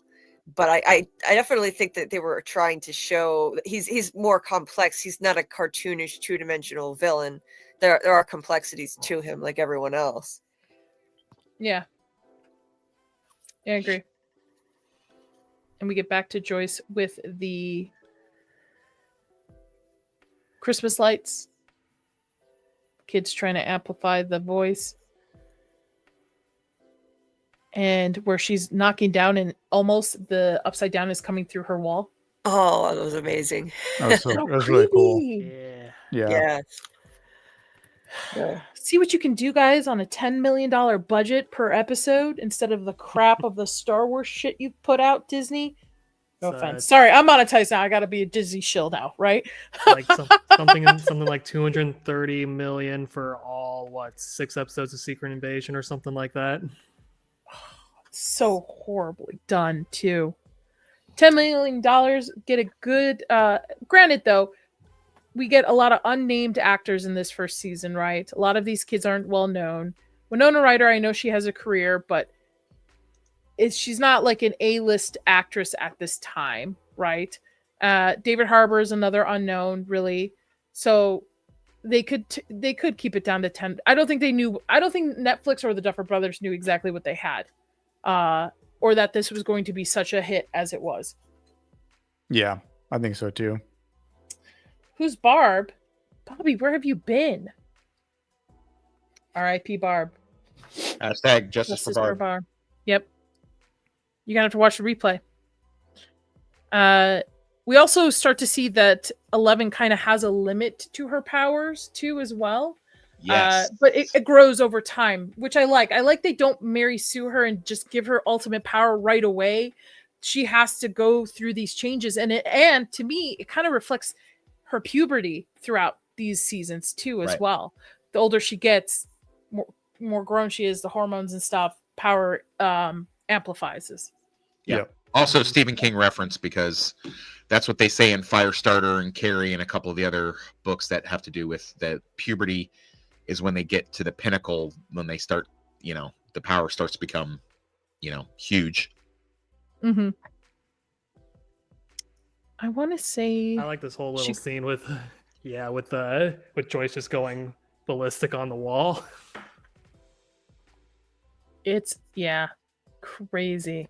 So I guess it was before, but I've always wondered, like, when she puts up the Christmas lights, obviously Will is able to communicate with them. So how does if you move something in the normal world, how does the upside down react to it? How does something from the real world become reflected in the upside down so that he can react to it? Or when she was holding the Christmas lights, where were they when Will was were they just floating there and he was touching them, or were they on the floor somewhere for him? How does that work? I've always wondered what the rules there were. I'm trying to decide between how much to actually say about it, because number one, I don't know if that comic is canon, and then number two, some of the stuff that happens in those comic books lends itself to later seasons and stuff, and I don't know. I don't want to go down a big rabbit hole of that, but I mean, the stuff in the Upside Down can affect to a certain degree the things in the regular world, and vice versa. But it's got to be the exact location, and it's got to be done in a reverse way. So like the stuff with the lights, for example, he had to link up his own power source there and make it light up the lights where he knew that they were. So it's complicated. I said, you know what I'll do when you get monetized? That'll be my gift to you and your birthday. I'll send you the comic for the side story. Nice. How about that? Thank you. You don't have to do that, but I appreciate it. it's certainly not expensive. It's just like $10 or something. It's fine. Oh, thank you. I would be intrigued. Maybe all of us should read it. Yeah. If it's in everybody's budget, if you guys want to, it's up to you. I'm not going to force it on. This is not school. It's not homework. This is not a test. Yeah. And here this is going to be on the test. Yes, it's going to be on the final exam. Oh, and the trailer for season 5 should be coming out soon too. So we'll be talking about that as well. Yeah, here's what I was talking about, where they put the picture back together and they identify Mr. Demogorgon standing there menacingly. Netflix will definitely hit me for this, and I want to capture it at the right time. Do we see any further? Oh, there it is. Oh yeah, you got to be so careful. It sucks having a live replay blocked. I'm afraid to play any clips at all now. I have to find out what the rules are because I've had three blocked already. I never play a clip if I do a live stream. I can do it if I do a recorded stream that I'm going to upload. I'll risk it because the worst they can say is you can't use that. But with I've had so many live streams shut down because of that. Yeah, I've only been hit on copyright when I react to trailers, but I fight it, and they usually get it. Oh, Julie, you've got your stream coming up. I will let you go, but what do you got going on next, girl? So covering Severance now, and every Monday night at 10 p.m. Eastern, I'm going to be breaking down each episode of Severance and then doing watch parties in my Discord on Thursday nights when they drop at apparently 9 p.m. Eastern. Apple surprised me. I thought it was going to be midnight, but it's 9 p.m. Eastern. My Discord link is in the description of my channel. So doing that, and of course, every Wednesday night at 10 p.m. Eastern, still doing Rewatch lives for From. And then Friday nights, we kind of deep dive into a specific topic. We do a really late night one. So I'll be going live in a little under an hour and discussing one of the showrunners tonight. We're going to be discussing Jack Bender, who's a real character. So it'll be fun. So thank you so much for having me, Nadia. I love Stranger Things. It's great to have people to talk to about it and it's fun to dive back into it. Yes, everybody's link will be in the description below, so please go subscribe to everybody. Everybody is an amazing content creator. Julie, especially if you love From Severance, she does long, detailed deep dives that are worth listening to, and she does her homework. So please go check them out, everybody on this panel. But I will see you next week. Well, Julie, we're not on next week, the week after. Oh, so you got a break. Yes. So we'll see you then. Looking forward to it, Nadia. Thank you so much. You're welcome. Bye. Bye. Bye, Julie. Bye, Julie.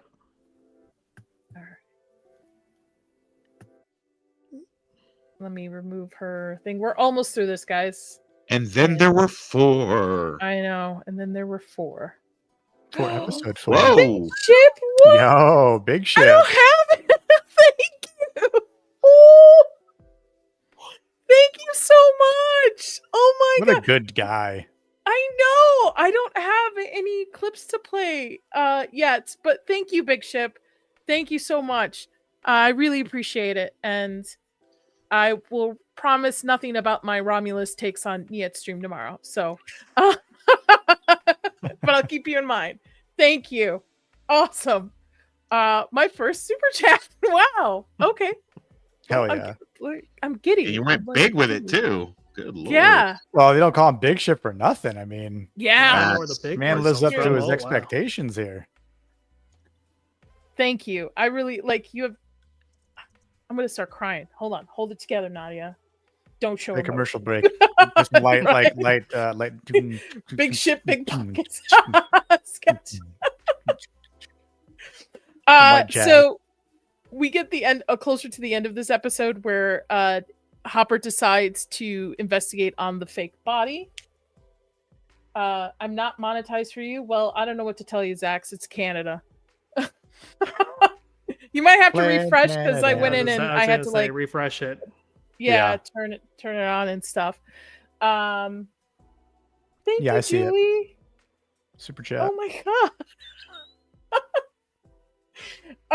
All right. But don't worry, guys. I'm gonna have like a celebration. I'm gonna do something for everybody. I'll have clips. I gotta hire Vex to pull clips for me. That's what I'm gonna do because I don't want to do it and I'm lazy. All right. So end of this episode ends with Hopper investigating the body, which Toxic was right. He was a little hesitant even at this point. By the way, great special effects on this fake body. Looks really good. Yeah. Looks like the Very kid, well done. as if he was too drowned. good. I'd submit a little too good. Well, A little maybe too because rough. now everyone's afraid to donate. Nobody has to donate. So anyway. I'm still confused. I'm all over the board over here. I do like this scene where he cuts into it, and I want to get it. Give me so Netflix doesn't ding my first monetized stream, right? Oh, hey, there's a money. By the way, I got you a quick money clip if you want to play that when someone sends a super chat. It's in the thing if you want to play it. Okay. It's only 6 seconds. Where is it? It should be down at the bottom. Present it. Nope. I have this. Nope. No. Nope. It's a whole nother. It says Kramer's money. Oh. Just a couple of cards and your bankroll. See? Keep the big bills on the outside. It's a fine. There you go. Thank you.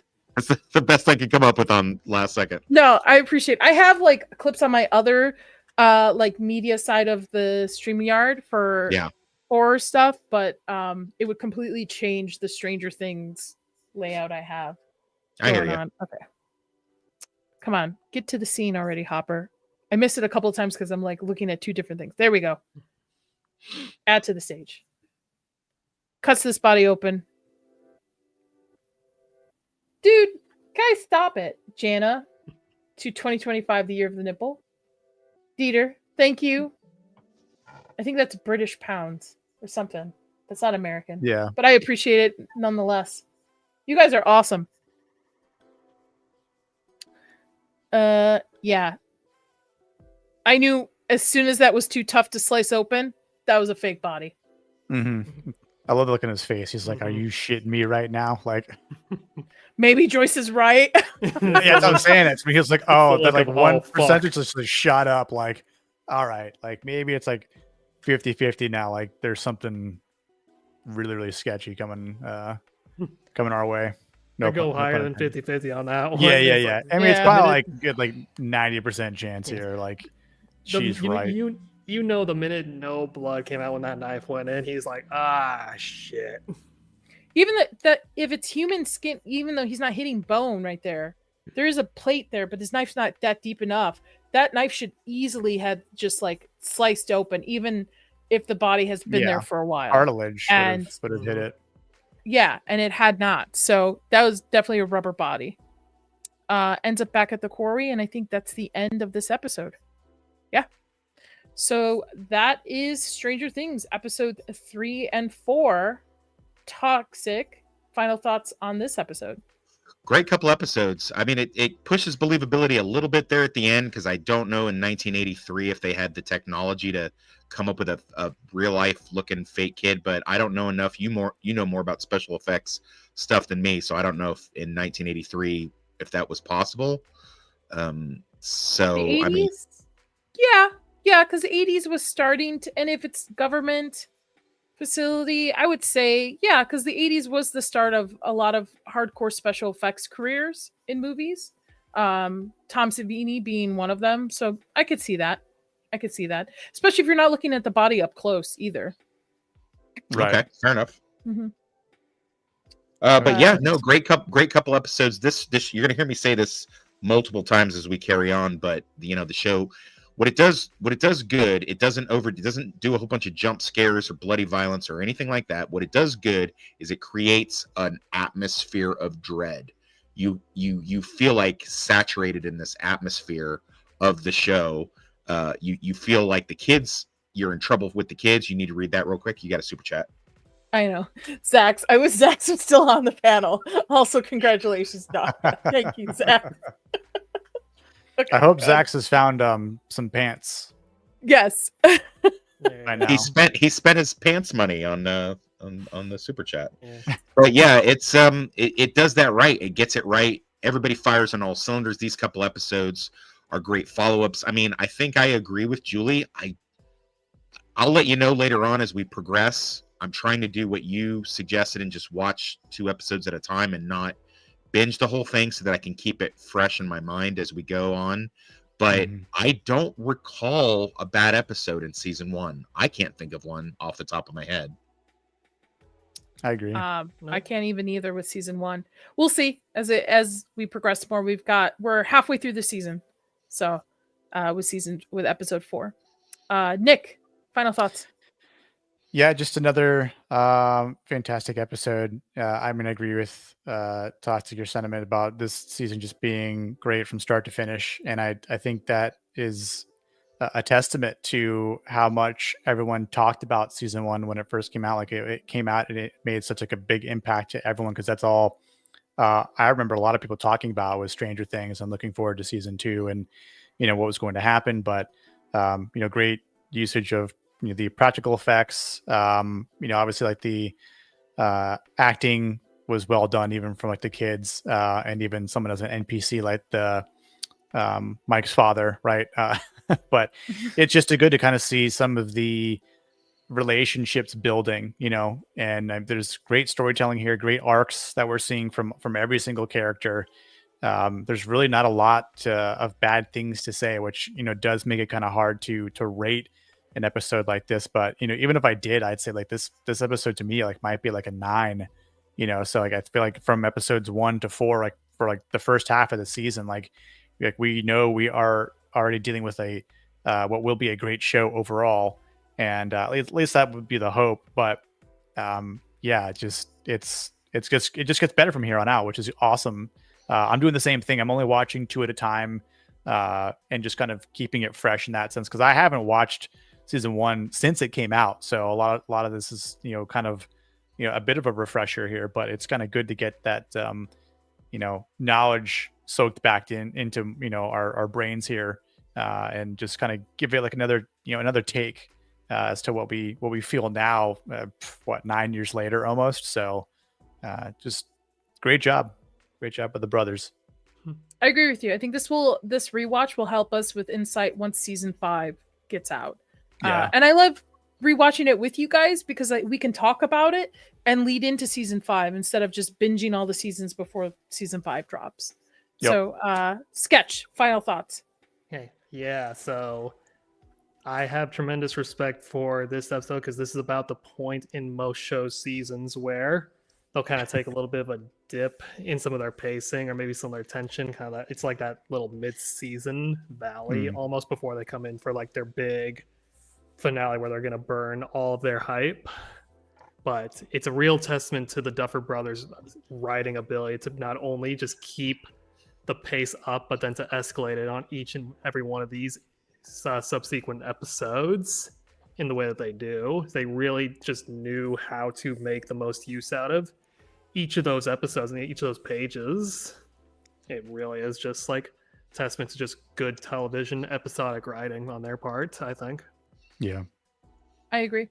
I agree with pretty much all of you. I think the cinematography, the story pacing, I think the sound design for these first 2 episodes are fantastic. I like that halfway through the season we've sped up, right, the story. I don't think any scenes have been dragged out too long. I think the cut between the 3 different storylines that we are following are done well. So I'm looking forward to discussing the next 2 episodes and then getting into the season finale. I did get another super chat. Tony, thank you so much. Congratulations on monetization. Keep Toxic in line. I will do the best I can.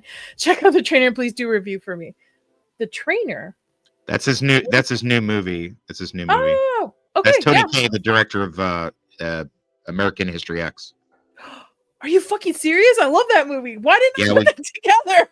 Tony, absolutely. I'll check it out. We follow each other on Twitter X. So yes, that's awesome. I'll definitely the trainer. Hold on, let me write it down.